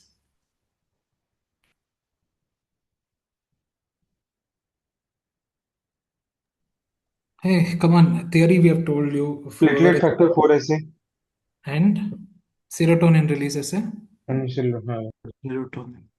So don't forget gold standard tests. Okay, you can tell platelet factor 4, but again, you have to remember that. Okay, so what is the antidote for heparin? Protamine. Protamine. How much do you give? 100:1 in the heparin and 1:1 in the enoxaparin. Okay. Okay. So you need to remember that. Okay. So again, when they ask you heparin is when you see in rotem, no. So if there is conversion, they'll ask you this. Okay. So if you're giving, how much would you give? Okay, that depends on this. So this is something that you guys are using. I want you guys to answer this. Yes, it's a tranexamic acid comes with the solution of the 100 mg per ml of the solution. It's a antifibrinolytic agent which basically acts on the it's inhibit the activation of the plasminogen, which further inhibit the conversion of plasminogen to the plasmin. So it's inhibit the fibrinolysis. Usually indicated in a severe bleeding or the trauma or postpartum hemorrhage. The recent trial is the CREST-2 trial in the trauma patient. If we are using the within 3 hours of the injury with the 1 gram of the dose bolus within the 10 minutes after they followed by infusion of the 1 gram in the 8-hour infusion. The second is the woman trial in the postpartum hemorrhage. Again, it's a better result comes with if we are giving within 3 hours of the PPH. And the third is the TIC2 trial in the spontaneous ICH. And the adverse effect is the thrombosis and the contraindication is the DVT pulmonary embolism. Good. Okay. There's some. Okay. There's some, I think so. We have to unmute. There's some disturbance in the background. Okay. So remember, a tranexamic acid is an antifibrinolytic agent with the synthetic lysine analog. Okay.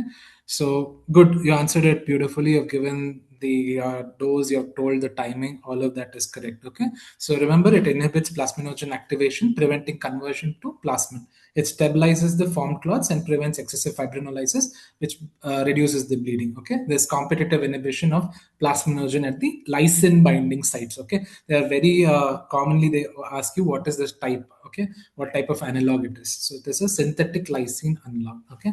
So that is why I've given you the picture below here. Okay.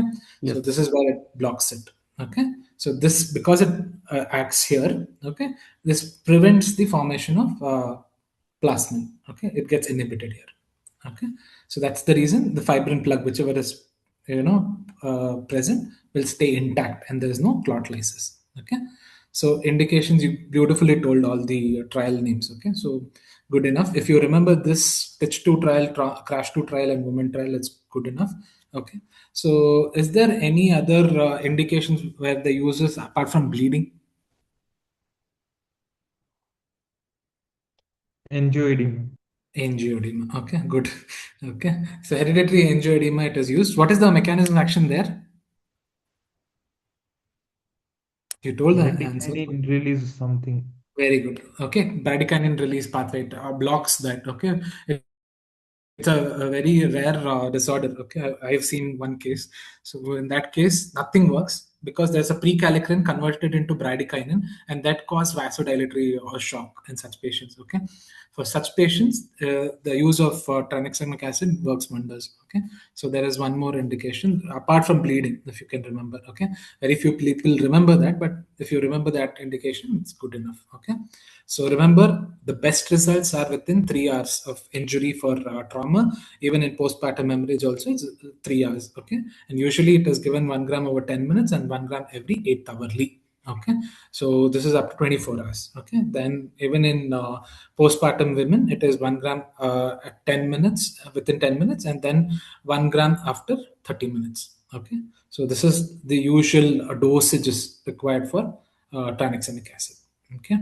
What about after 3 hours? Like what we speak about the trial So era? usually up What to is 24 hours they can give. Okay, but there are in few surgeons they prefer giving it after 24 hours as well. The maximum thing is it's going to buy you time. Okay, you need to understand why there is bleeding. You have to take care of that. Okay, but there is still conversion. There is some issue with the clotting parameters you have not addressed.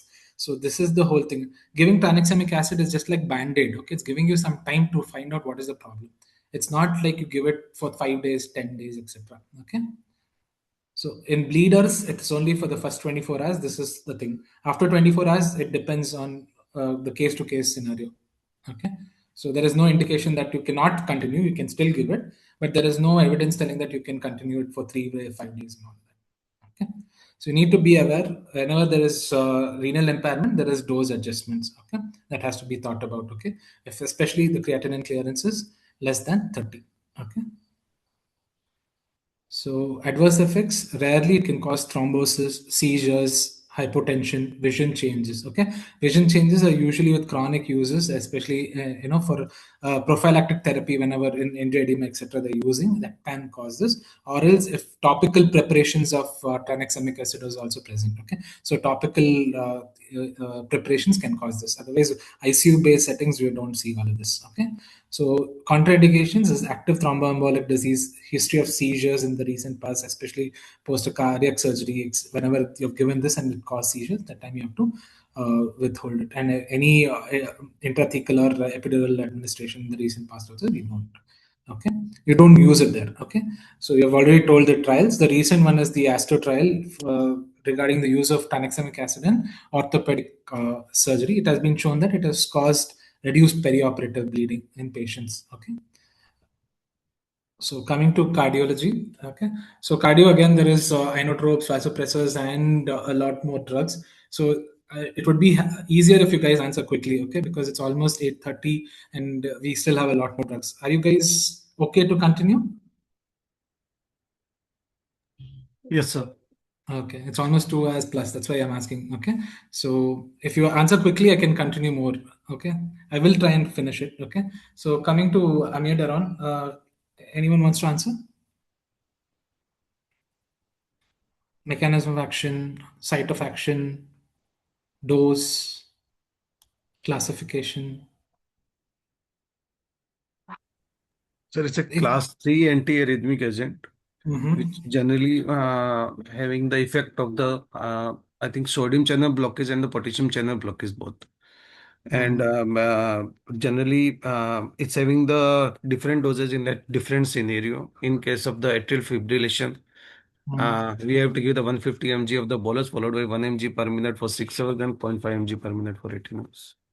Okay, good. So you need to know the classification. You need to know what is the IV loading dose and what it does. Okay, so it's a class 3 anti-arrhythmic. That's a good thing that you told about. Okay, so you need to know for a cardiac arrest or a pulseless VT, the dose is 300 mg IV push followed by 150 mg IV if required. Okay, and then infusion is more or less the same, like similar to what is seen for atrial fibrillation. Okay, so questions whenever they give about amiodarone, no, they will ask about the doses in different scenarios.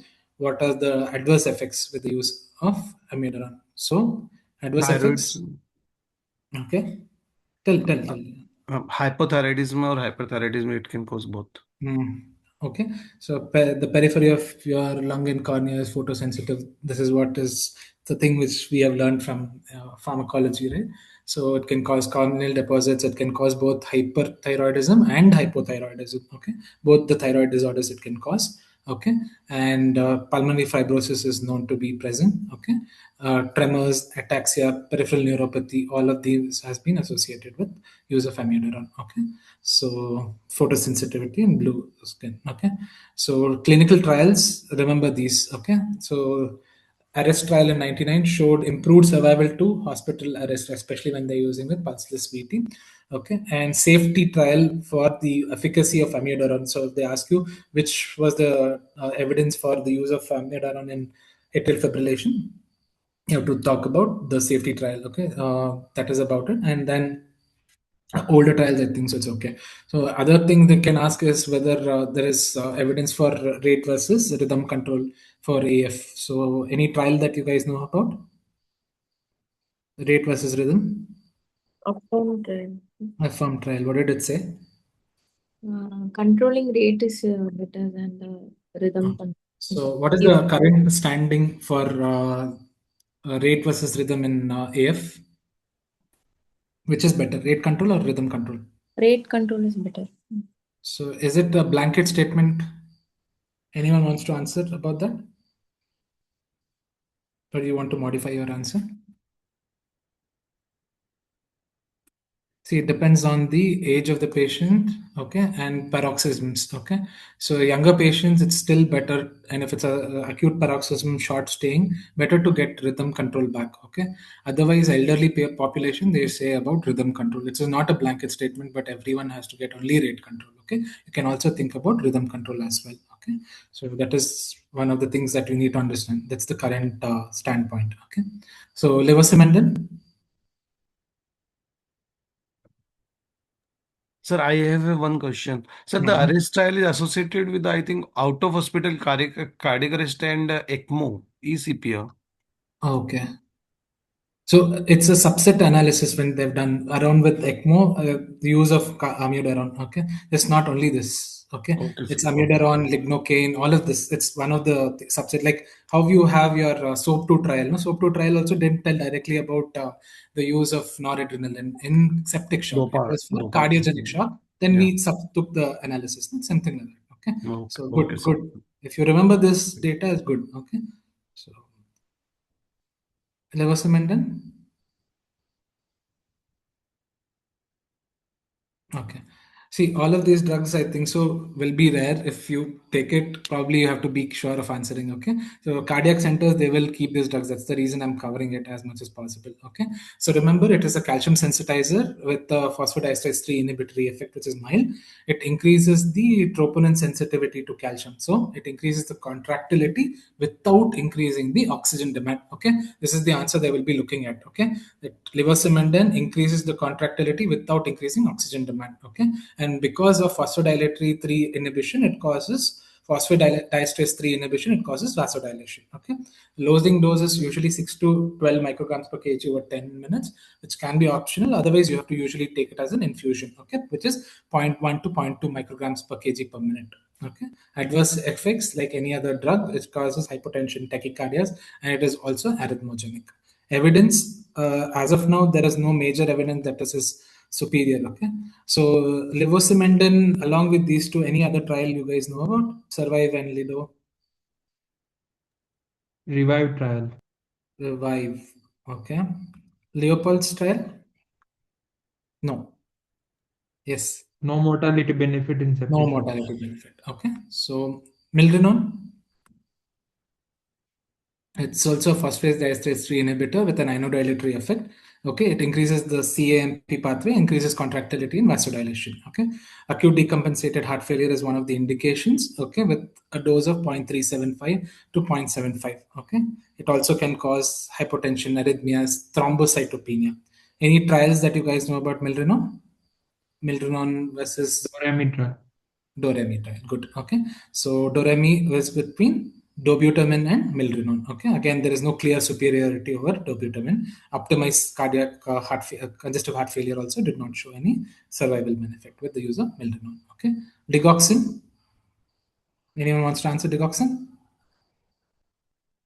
Okay, it's a cardiac glycoside which inhibits sodium potassium ATPase pump, increases the intracellular sodium, causing increase in calcium influx via the sodium calcium exchange, and increases the cardiac contractility, causing positive inotropy. Okay, if at all you have a patient with a sick sinus, probably, or a patient with bradycardia and having issues, or patients with elderly having acute decompensated heart failure and AF, all of this, okay, you need to think about what can increase the inotropy. Whenever you're thinking of inotropy, digoxin is the drug that you need to think about. Okay, so usually it causes negative chronotropy by decreasing the conduction through the AV node.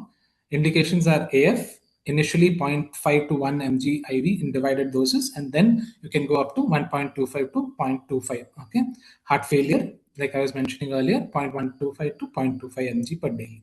Okay, adverse effects, again, it can cause bradycardia, AV block. Okay, visual disturbances and confusion, and toxicity. Usually, what is the main important electrolyte that you have to monitor when you're giving a patient digoxin is potassium. Okay, it can cause hyperkalemia. Okay, what is the evidence for digoxin? The DIG trial, it was very old. Okay, it showed improved symptoms but no reduction in mortality. AFFIRM trial, no significant survival benefit with the use of digoxin in AF patients for rate control agents. Okay, so AF is something that you guys need to know in and out. You need to know about your amiodarone properly. You need to know about your beta blockers properly. You need to know about digoxin properly. Okay, so there's a very good table if you go to your Washington manual. Please read that properly. Okay, so you need that will help you understand rate control versus rhythm control, what to do in which group of patients. Okay, so if you read up your recent ESC update also, okay, on AF, you just read the gist of it. That will make you understand what is the current standing for the use of anti-arrhythmic therapy. Okay, so what is the reversal agent for digoxin? If you see a toxicity, Digifab. Nijimab. Okay, so you should know that it's a monoclonal antibody. Okay, so you need to remember this is few things they'll ask you. Okay, it's good. Adenosine, someone wants to answer?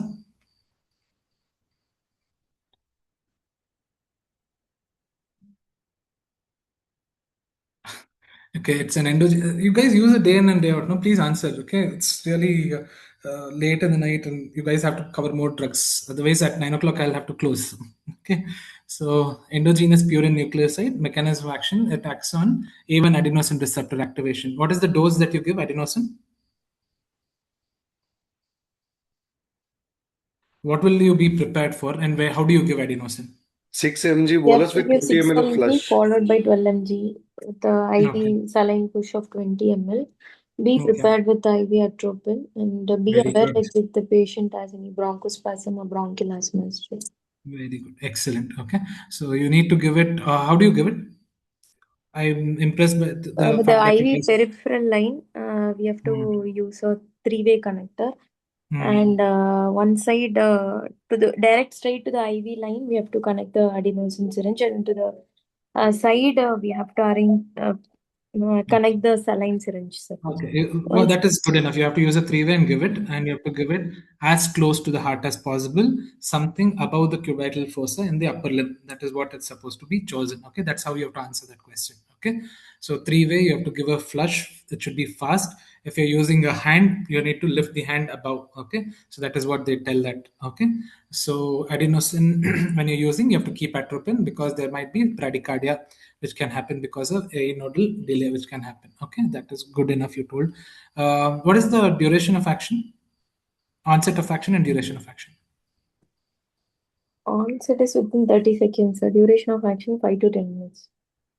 Minutes. Okay, I want you guys to go. How is it metabolized? If you know how it is metabolized, then you'll know. If it was in minutes, no? And if you're 5 telling, minutes. why is it being given like this with so much of... Huh? It's in seconds. Okay. So how is it metabolized? Blood itself, 30 to 60 seconds is duration. Onset is maybe Excellent. 10 seconds. 10 seconds. Okay, so it's very short-lived, very, very short-lived. Okay, why is it? If you understand metabolism, you'll understand this. RBC esterases, that's how it is metabolized. Okay, so esterases are the ones which are present in blood, right? So that's why it rapidly gets metabolized. Okay, so that's why you have to do all this. Okay, saline flush. Those is reduced for central line 3 and 6. You standard for SVT, whenever you're giving 6 followed by 12. Okay, if you're giving it central line 3 mg, it doesn't again you can't give 3 6 12 like that. Okay, so basically you need control there, no, with SVT. Okay, so correct me if I'm wrong. Wherever I've read till now, I've read 6 mg followed by 12 mg. Okay, so if you're stating this, please tell me this. So I really don't know. Okay, so if examiner asks you, probably telling this is safer. That's what I would like to tell you. 3 mg in central line, I have not come across anything like that.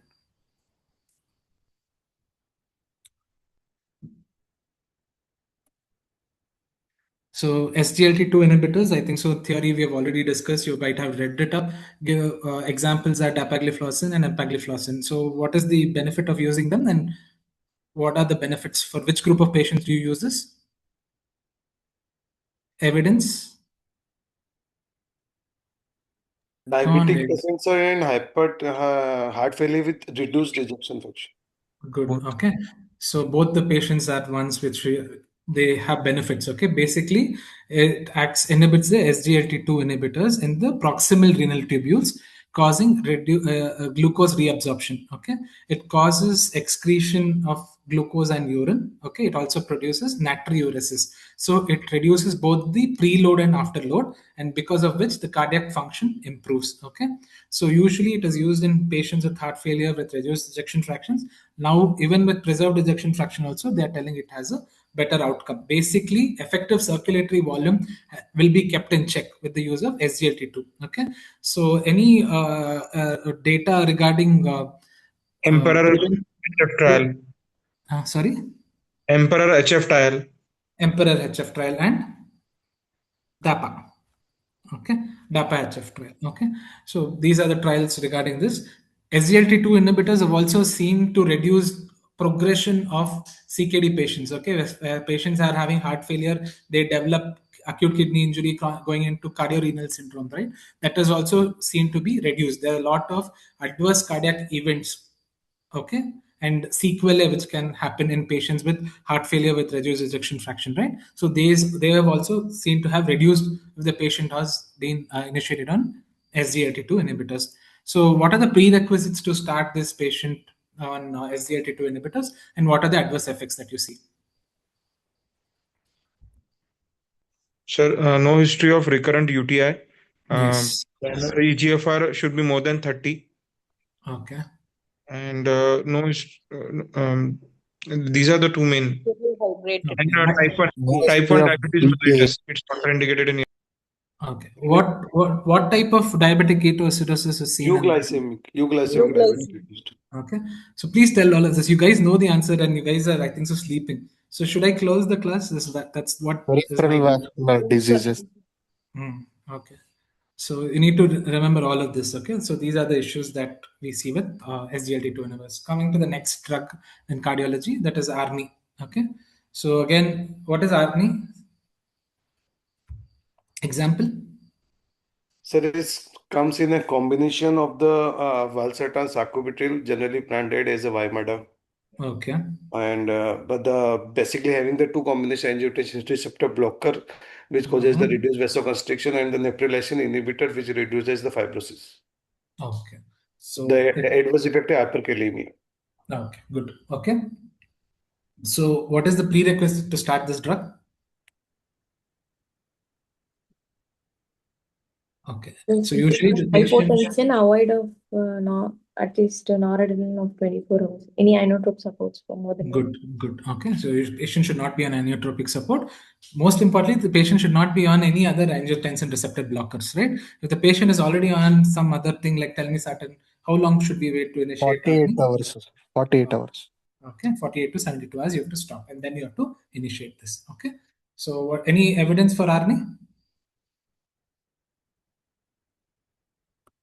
paradigm heart failure trial. Okay, there are many more, and this giving you one evidence. Okay, so this is of lately lot of patients are receiving this SGLT2 and ARNI. So this might be kept on your table. Okay, so please be ready with the answers. Okay, this has been asked as a question last year. Okay, so not ARNI, SGLT2.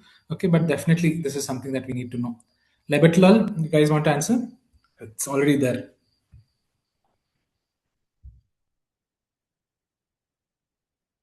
What is labetalol? How do you do it? Where do you give it?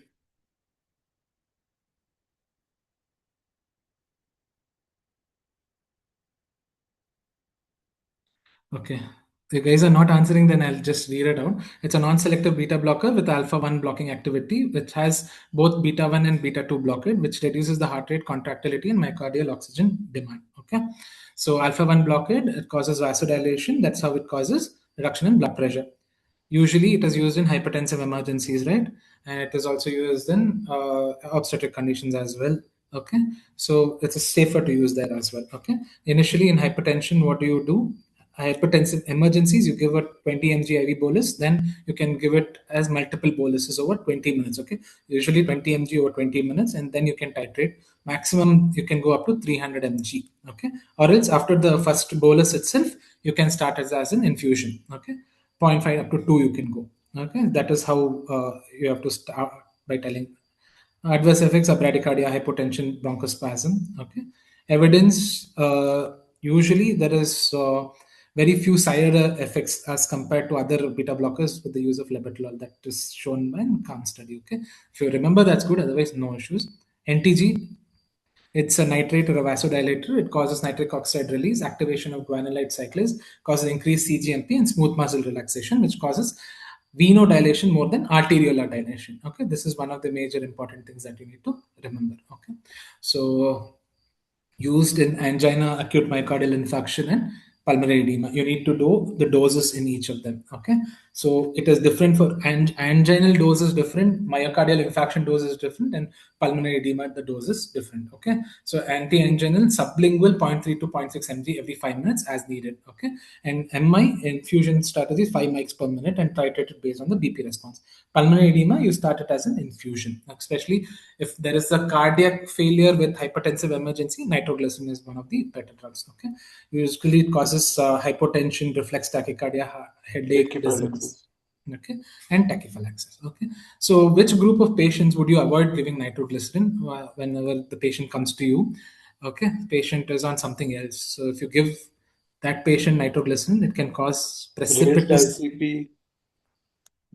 raise ICP in ICD. Yeah, you don't give. It's not the ideal choice.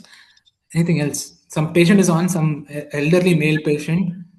Okay, or chronic. Correct, sildenafil. Okay, your phosphodiesterase. Usually these inhibitors can precipitously cause drop in blood pressure. Okay, so remember, if your patient is already on sildenafil or tadalafil, giving these patients nitroglycerin can precipitously drop the BP. Okay, so that is one thing you have to remember. So you guys already told about tolerance with prolonged use. Okay. So coming to inotropes and vasopressors, you want me to do this, or you guys are okay to stop, wind up, and I'll have to regroup some other day? What do you want me to do? It's 8:54. Continue, sir. Continue. Okay. So we'll do it one thing. We'll just there's AMST. I will do it as a separate class. Okay. Otherwise, more than 3 hours, I think so it'll be monotonous and people won't understand. Should we wind up after the end of inotropes and vasopressors and do antibiotics and AMST separately? Shall we do that? Yes.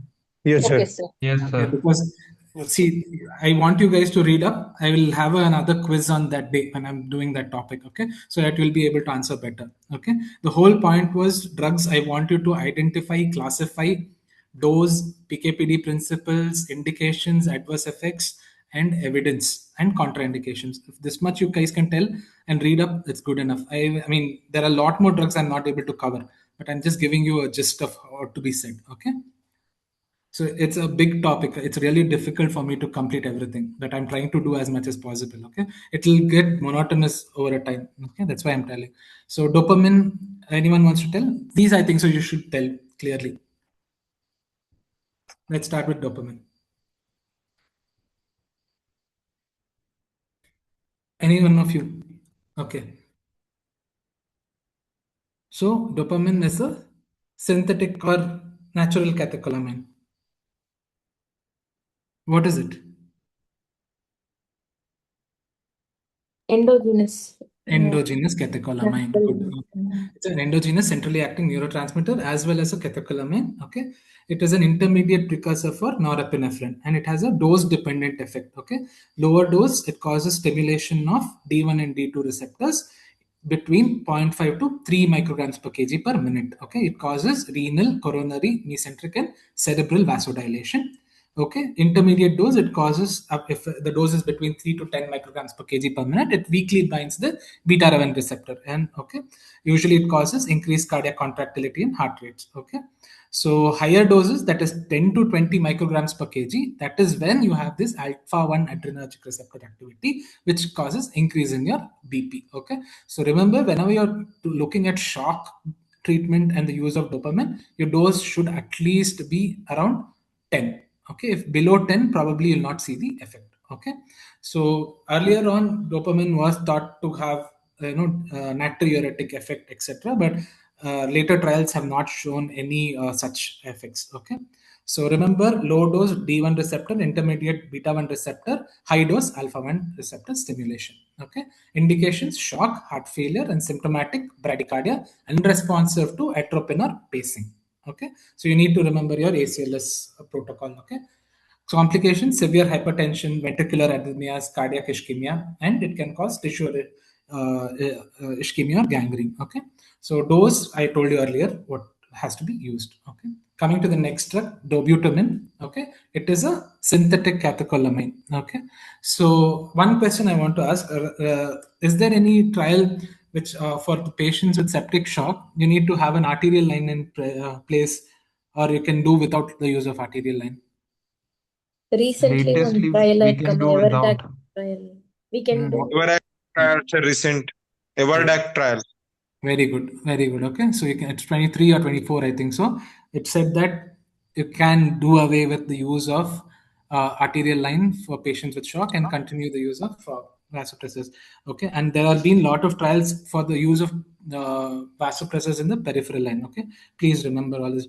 I would like you guys to remember trials related, especially in the last year. Okay, remap cap, this one bicar ICO2 trial, Andromeda Shock 2 trial. Okay, all of this along with your recent ACLS update. Okay, these are the things probably a few of the examiners, the younger ones, usually they'll have updated themselves and you need to know about them. Okay, good, you know that Everdac trial is there. Okay, so dobutamine again is a synthetic catecholamine. Okay, the ratio, the affinity for beta-1 to beta-2 receptor is 3:1. At low doses, that is less than 5 microgram per kg per minute, it causes mild vasodilation. Okay, that is because of the beta-2 effects. At less than 15 mics per kg per minute, it increases the cardiac contractility. Remember, your D drugs, your dopa, dobutamine, all have this dose-dependent issues. Okay, so you need to have a significant higher dosing to give your alpha effects. But is it pure alpha, pure beta? That is one more question that we will ask you. So dobutamine, does it have any alpha action? You can see it's shockingly there in this slide. No alpha action, so only beta action. The inotropic effect is what we see. Okay, so why I'm asking you this is the drug which is studied in the recent Andromeda Shock 2 trial. Okay, so please read up what they do. It's a very nice article. If you have time, please go read it up. Okay, so if there is a dobutamine challenge test they do there. Okay, so that is why I'm telling you to read it up. That's why I talked about Everdac trial and all of this. Okay, so in beta-1 receptor, the positive inotropy, that's what they're looking at, whether it can increase the heart rate and thereby increasing the cardiac output. Okay, complications: it can cause tachycardia, ventricular response rate is high, especially causing atrial fibrillations. Cardiac ischemia can be worsened. Okay, so if you're not maintaining your volume properly and then giving this patient on dobutamine, it can cause adverse issues. Okay, basically, whenever you're talking about addition of dobutamine, optimize your volume status and then start this drug. Okay, so low cardiac output states, especially decompensated heart failure, cardiogenic shock, that is what is the indication. Okay, trial we discussed earlier, milrinone versus dobutamine. Doremi. Okay, good. So if at all your cases, like CABG, post-operative case, etc., in your long cases, no, they will talk to you about your cardiogenic shock management, the SKY guidelines, SKY update. Okay, so what is the level of evidence? Okay, all of this will come into picture. At that time, they might ask you about drugs. So don't think only in drug station they'll ask you. Okay. Coming to the next drug, that is adrenaline. At least this will tell any of you. You guys use it day in and day out. Anything. You can read it out also. I don't mind. So what is the dose that you use? Okay, good. Endogenous catecholamine, which acts on both alpha and beta receptors. The predominant action is beta 1 more than beta 2 more than alpha 1 action. And indications, it is used in cardiac arrest as a dose of 1 in 1000, 1 mg bolus. Excellent. Every I wanted that 3 minutes. dilation. Okay, good. And followed by in shock state, like especially cardiogenic shock, septic shock. In cardiogenic shock, it is preferred after noradrenaline as a first choice. And in case of bradycardia and in anaphylactic shock, it is the first dose. Anaphylactic dose is 0.5 mg IM first dose, followed by starting as an infusion at 0.01 mics per minute. Okay, so you need to know the dilutions. Excellent. You told in cardiac arrest it is 1 in 1000. Okay, you have to repeat the bolus every 3 to 5 minutes. And then you told about your anaphylactic dose as well. Okay, so you need to know about all the more ways that you can give adrenaline. Okay, nebulization, racemic mixture of adrenaline. Okay, all of this dilutions that you need to read it up. Okay, it's there every textbook which is there on drugs, especially these drugs. You'll get it. Okay, so please remember indications clearly. Adrenaline is something that you need to know. Okay, it's better to read this drug. These 4-5 drugs, it's easier to pick up and finish it off. So you've been reading it from your MD days, no? So please know this. Okay. Noradrenaline. Okay, this is something that you guys have to answer. I'm not answering this. Okay, any of you, please take it up. Is it a synthetic or a endogenous catecholamine? Endogenous. Yeah, please continue. So this acts on both alpha receptors and beta receptors. Predominantly alpha followed by beta 1 and beta 2 effect. It's both inotropy effect and it causes venoconstriction mainly to increase the BP. And indications, first in shock, septic shock, followed by cardiogenic shock. It's preferred. Then side effects, it causes bradycardia immediately and atrial arrhythmias and is. Okay, good. So see, this is something that you guys have been doing day in and day out. So I'm not going to add on to this. I can read it out, but I don't want to do it. Okay. So you guys please read up about noradrenaline. This is something that I've just picked up from a table and put it here. Okay. So you need to know the doses. You need to know the indication. Okay. What are the adverse effects? Okay. Can it be given peripherally? When do you switch from adding a single inotrope to a dual inotrope in septic shock? What is the dose of noradrenaline? If it is more than 0.25 mics per kg per minute, we have to switch it over. Okay, 0.25 to 0.5. That's good. Okay, so that is the thing that you add vasopressin, right? So that is the second drug of choice. So what is the target you have in septic shock? Targeting a MAP of more than 65, according to sepsis PAM trial. Sepsis PAM trial. Any benefit increasing it to 80, 85? There was no mortality benefit with increasing, but in subgroup analysis in chronic hypertension patient, it has shown that there was reduced effect on renal and acute kidney injury in acute kidney and RRT support also. It is very good. Any trial you know which studied this? Ovation. Okay, so that is the trial which looked at that. Okay, and then trials for noradrenaline. Top 2 trial. SOAP2 trial. SOAP2 trial, did it see septic shock or cardiogenic shock? Septic shock. It compared to which drug? Dopamine. Dopamine. Why did dopamine go out of vogue after this trial?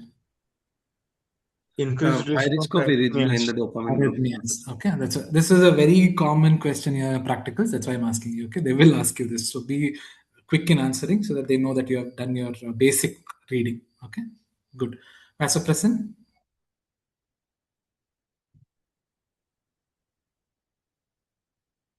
Where does it act? Vasopressin. Basically, sir, it acts on the V1 and the V2 receptors. The V1 receptor causes the vasoconstriction, while the V2 receptor causes the water retention, which is present on the collecting tubules of the nephrons. Very good. And it's a synthetic analog of a hormone, vasopressin. Synthetic. Is it synthetic? Um, Vasopressin, is it not produced in the body? No, It is which we endogenous. are using. Okay, so there are both endogenous and synthetic. What is the synthetic vasopressin analog? DDVAP. DDAVP, desmopressin. Desmopressin. Okay, Yes. so okay, so any It's other receptor that acts on? synthesized in the hypothalamus and then secreted from the posterior pituitary. Okay, and any other receptor is there?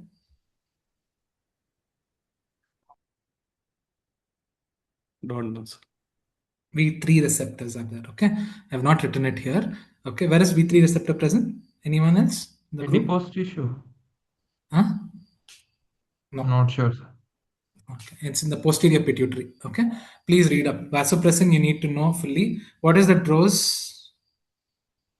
0.01 to 0.04 unit per minute. There is no any dose adjustment as per the weight in this drug.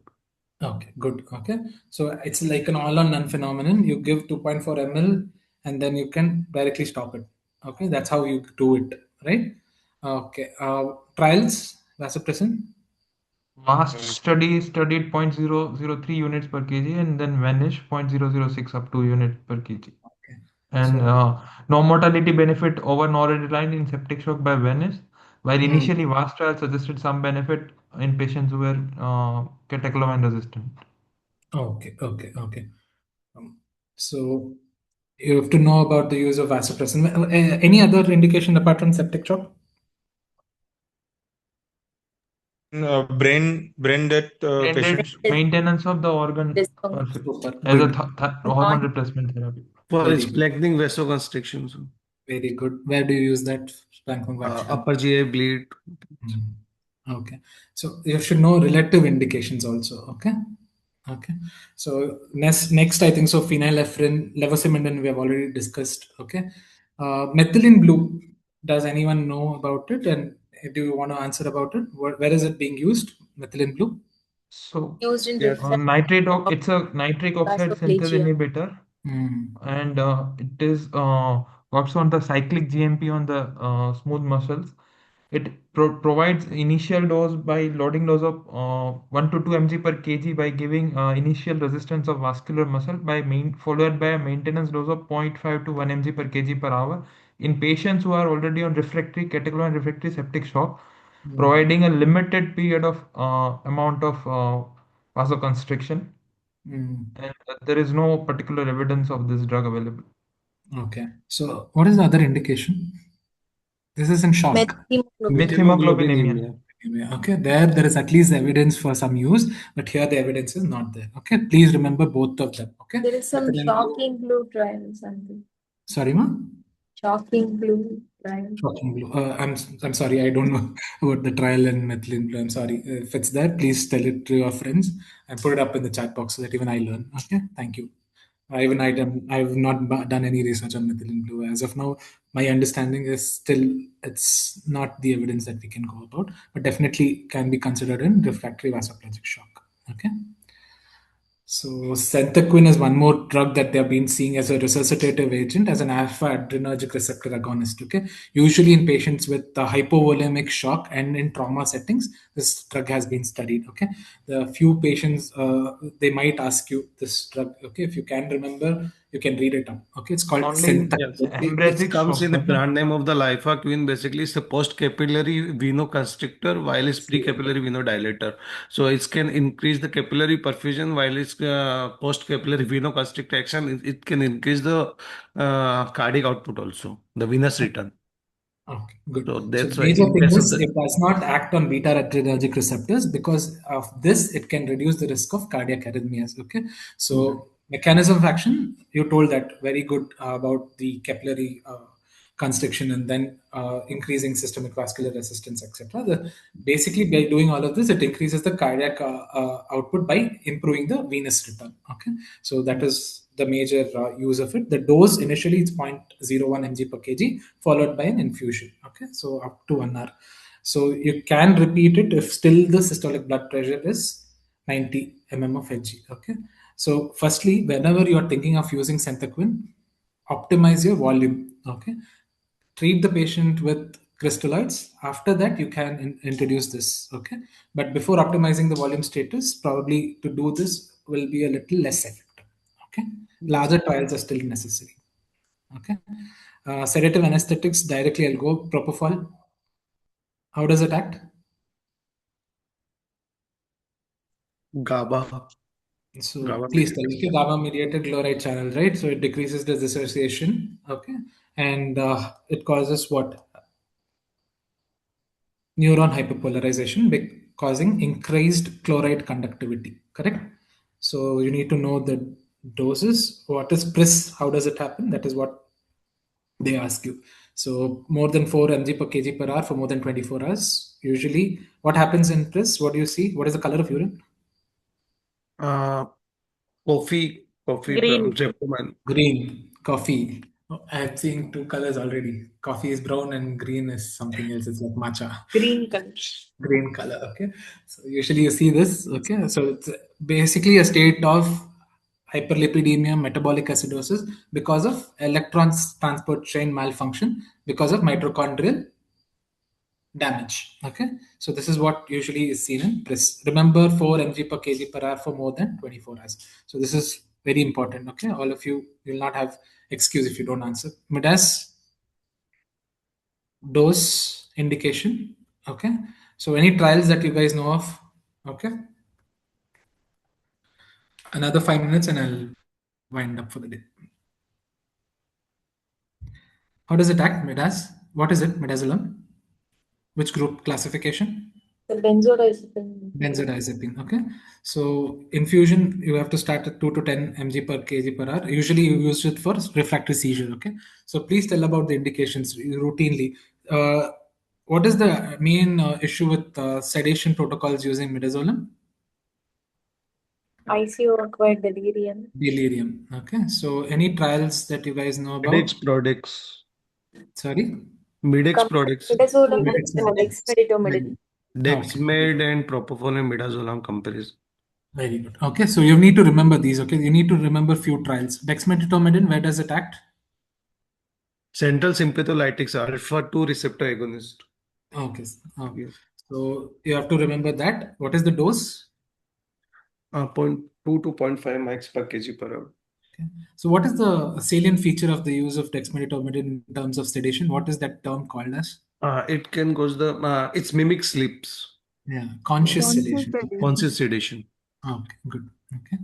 So the loading dose you need to know, and then what do you curve it as an infusion? So ICU sedation or sedation per se, FDA approval is for how many hours? Less than 24 hours. Okay. Anything more than 24 hours, it's not usually used for. Okay. So affinity you need to know. Alpha 1 to alpha 2 is 1600 to 1. Okay. So this is what you need to remember. You guys already told about the key summaries. Okay. I mean, a lot of trials you guys should know. Okay. Sedation, you need to know at least 3 or 4 trials. Midex, Prodex, PICE 3. Okay. All of this, if you can remember, it's good. Of lately, there is one study telling that dexmedetomidine is not superior to any other drugs. Okay. It is almost comparable. So majorly, there is no difference in mortality. Okay, so only thing is ICU delirium etc was reduced. Okay, so remember your setcom trial, MENS trial, all of this will come into picture. Okay, please remember that. Any answers for this? Sir, there is a question. Delirium Dexmed versus haloperidol. That I'm not sure. I've not read any article comparing these to any trial that you know of. No, sir. Basically, Again, I have not seen any article compare these two drugs. So head-on trials, I'm sorry, I'm not aware of any of those head-on trials. Okay. Usually, haloperidol, again, there's a lot of prerequisites for the use of haloperidol. What is the first prerequisite whenever you're thinking of using haloperidol? QTC prolongation. So you need to have baseline ECG. Okay, so ECG, there's yeah. prolongation, all of this, and then onset of action and all of that also is a little tricky with the use of haloperidol. Okay, so long time if you use haloperidol, also it is known to cause adverse effects. Okay, so all of this actually does not put haloperidol as one of the commonly used agents in the ICU. Okay, so that's the reason, but I'm not aware of any comparative studies between haloperidol and any drug like dexamethasone, etc. Okay. Okay. So Dahlia trial is there. What is it, ma? Dexmet was compared with standard agents, in which standard agent was haloperidol in that study. Okay, what is the trial's name again for everyone? I have no idea about it. DAHLIA, Dahlia. Dexmedetomidine. Okay. Correct. It is that. Valia, is it? Okay. Thank you. Dahlia. Okay. So if you put it in the chat box, it will be helpful for all of us. Okay. Thank you. So anyone wants to answer this?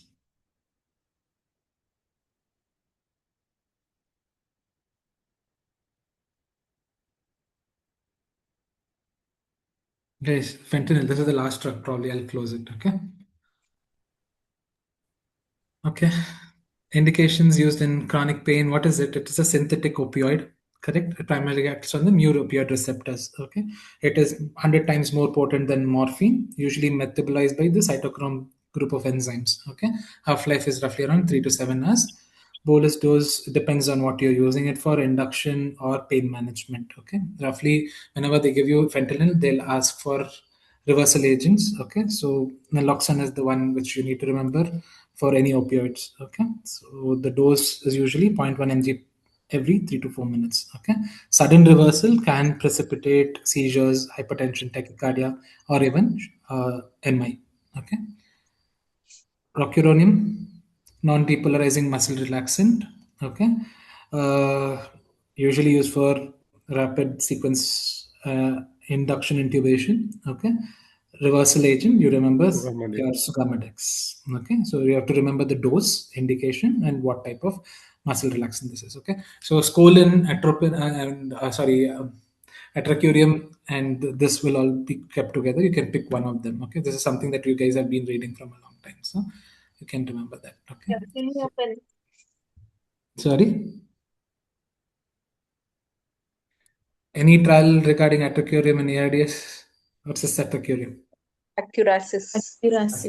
Okay, so it is up to 48 hours. 48 hours. Okay, so if you can answer that, along with usually what is the dose for intubation, what is the onset time, what is the significant PK/PD principle with atracurium? Hoffman elimination. Metabolized by esterases in the plasma. Non-specific. Non-enzymatic. Okay, good. Okay, so this is what you need to remember. It's Hoffman's elimination. Okay, so that's about it. Okay, it has a metabolite laudanocin that I think so can cause seizures, hypotension, and bradycardia. Okay, scolin, I'm not going to tell much about it. So you know it's a direct. Or what does it cause? One of you can answer this.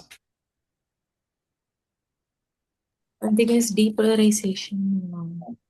So you need to know about things like dose, okay, whether there is any reversal agent, what is phase 1 block and phase 2 block, okay, similar to what we used to read in anesthesia, okay. So remember the dosing, okay, what is it for electroconvulsive therapy? They will ask you what is the dose in laryngospasm, okay, and in RSI, okay. So these are the things that we need to remember, okay. So antibiotics, I think so I will do it with the other things. One last drug I still want to add, which I'm not kept it here, is albumin. Does anyone want to answer albumin? This is the last. I will close it for today. Synthetic preparation of human albumin 20%. Good. It can be given at a dose of 20% albumin at 10 ml per hour. Okay. Common indications are after large volume paracentesis with the evidence doing more than 2 liters of large volume 2 liters. 5 liters. 5 liters. 5 liters. Okay. Then you need to know exact dosing. Okay, so HRS, what is the current this thing, and if you're giving more than 5 liters of paracentesis, how much is it? How much albumin replacement is necessary? 40 grams. 40 grams. 8 gram per liter. Thank you. That is what we are expecting. Okay, 8 grams per liter. Okay, so that is what you need to tell about. Okay, you need to know specifically HRS doses and paracentesis. What is the dose? Role of albumin in traumatic brain injury? Contraindicated. Contraindicated. What will happen? So usually the trial which came with that thing was because they used hypotonic solution. 4% albumin was used. That's Correct. why it was causing more damage. Okay, it was a hypoosmolar solution. So that is the reason. Okay, but again, TBI, better to tell no. Okay, trials in albumin. Albios safe trial. Okay, any newer trial coming up? Some Australian trial. Aris. Okay, so all of them are targeting an albumin value of at least 3 grams. Okay, so that is something that we need to look at. Okay, so again, where else is albumin used apart from all of this? The class Any one other indication is the spontaneous bacterial peritonitis, hepatorenal syndrome, large volume paracentesis. Very good, very good, very good. Any other thing for fluid resuscitation they use albumin? After large volume resuscitation, we can consider it. In? Septic shock. Septic shock, very good. They don't tell what is the large volume, correct? So still there is no... In plasmapheresis we can use. Plasma exchange if volume yes. is constant. Good. Then Any hypoalbuminemia with Lasix infusion if we want to use. Okay, that is not a class 1 indication. Yes, that's very important. Good that you told it. Whoever said that, okay, it's a very good thing that you have understood that. Why that is necessary? Why you need to give albumin in such cases? It's less than 2.2. They say you have to keep it above that. Only then you will have a good efficacy with Lasix. Why is that? Because furosemide is in the binding form can goes up to the tubular and secrete there. Otherwise, it will infiltrate through the GFR and it will be inactive. Very good. So it has to be secreted first. Okay. So for the secretion to happen, you need to have this albumin, and that is usually done, if I'm not wrong, if my memory is good, it is called as something like an OAT transporter, organic anion transporter 1. I think so. That is the one which takes it there and then it secretes it and then it comes to the loop and then it goes into the ascending thick loop and then acts there. Okay. So that is one. In burns patients, again, I was looking at that answer for the use. Okay. There is crystalloid sparing strategies. No? That is one more place for albumin. Okay. And you need to remember all the crystalloids and colloids. I'm not doing that. If you can tell me trials for that, I'll be happy so that I'll have an idea that, okay, you guys know something about it. What is the evidence for the use of crystalloids versus colloids? Which is better? What you should not use? Trials? Crystalloid is better. Crystalloid is better than colloids? Should not be used. Colloid should not be used. Which trials? Colloids? Which was success showing trial. Scandinavian success trial, then Crystal, Christmas, okay, all of them cause that. Basically, what was the issue with the use of colloids?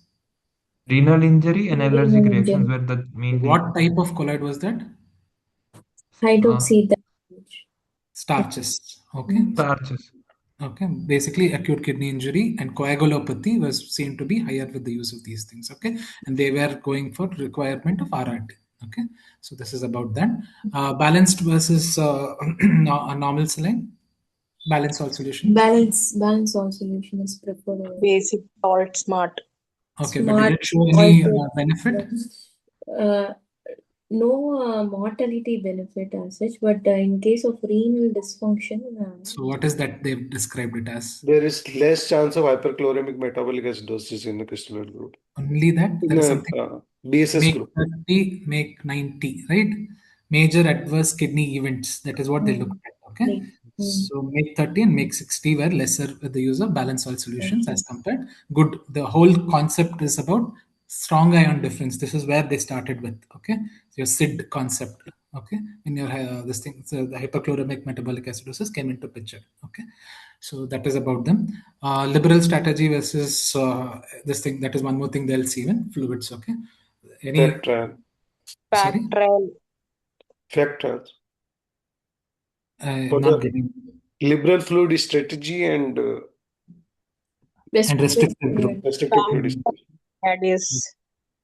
Okay, so you need to know all of this. Okay, basically when they start fluids, no, these are the things they will go with. Okay, so again they might ask you at 30 ml per kg. All of this septic shock issues they'll ask you. Okay, so shall we wind up for today? I have one more presentation with antibiotics. So I'll inform you when we can do this. Okay, it's roughly 3 hours since we have been talking. Anything else that you guys want me to add on that day, or you guys are okay with this? You're have a basic idea of tegenrotem and few drugs. You guys have to read it up. Okay, it's not really possible. You know, it's very volatile and it's impossible for me also to know everything and tell you whatever I know. I'm just putting it across. I'll just tell you what is the questions they might ask you. Okay, so it's just that you guys have to discuss among your peer group. Okay, so discuss with your juniors or your colleagues. That's how you will learn it day in and day out, and you'll be able to add on points. Okay, so have basic 5 to 10 points on each drug. 5 to 10 points, that's more than enough. Okay, if you can recall at least 5 to 6 of those points, that is more than enough. If you have 5, the probabilities of recalling will be lesser. That's why I'm telling you between 5 to 10. Okay, so if there's nothing, then shall we wind up for the day? Yes, sir. Okay, thank you very much. Yes, Thank you for staying. Thank you. Thank you. If there's anything, please let me know. Okay, so we can regroup. I'll put it up in the group. Okay, since we have a lot of time, I don't want to hurry. Okay, so there's questions like sources. I do not want to tell about that book, but there is one manual of practical examination which I had read before, and the anesthesia drug manual. I think so. We have a small book, right? That one. Those two are the places where drugs you can read. Otherwise, now it's the era of ChatGPT and Gemini, etc. So you just put the drug; it will give you what it is. Okay. So I think so. Each day you can add and see, but definitely don't rely on that. It might make errors. So discuss and then take it. Okay. Otherwise, Medscape actually is where we usually go and check for drugs. Okay, especially in terms of dose modifications, etc. Okay. Review articles, fluids. There is one very beautiful review article in sepsis. So there, whatever I discussed with sepsis right now, I think so. There's one article I can put it up in the group. Okay, that you can read for fluids therapy. Washington, you guys have to read. Basically, your hypertensive emergencies you have to know from that book because the doses, everything is mentioned. Dyselectrolytemia management is from Washington manual. Okay, hyponatremia, hypokalemia, okay, hyperkalemia, hypomagnesemia, hypocalcemia, and hypercalcemia. So these two are mandatory chapters from Washington. Okay, if you read that, most of your drugs will come there only. Okay, hypertensive emergency management and dyselectrolytemias. After that, metabolic acidosis, etc. I think so. You guys know about it. Rest, whenever you're reading that particular case, read about them. Okay. For example, if you're doing GB syndrome, go and read about IVIG. Okay, and then you can read subsequently. And when you're dealing with sepsis, one by one, you can pick up the antibiotics. Antibiotics, I'll anyways discuss with you guys later, and how to go and approach the culture sensitivity report. Okay, that I'll have a separate class. Okay. So thank you. I think so only 14 of you are there, and thank you that you stayed till there. Okay, good, and quite a good response in the chat box. Okay. Okay. Thank you, sir. Thank you. Thank you, sir. Thank you, Navneet. Thank you so much. Good night. Good night. Good night.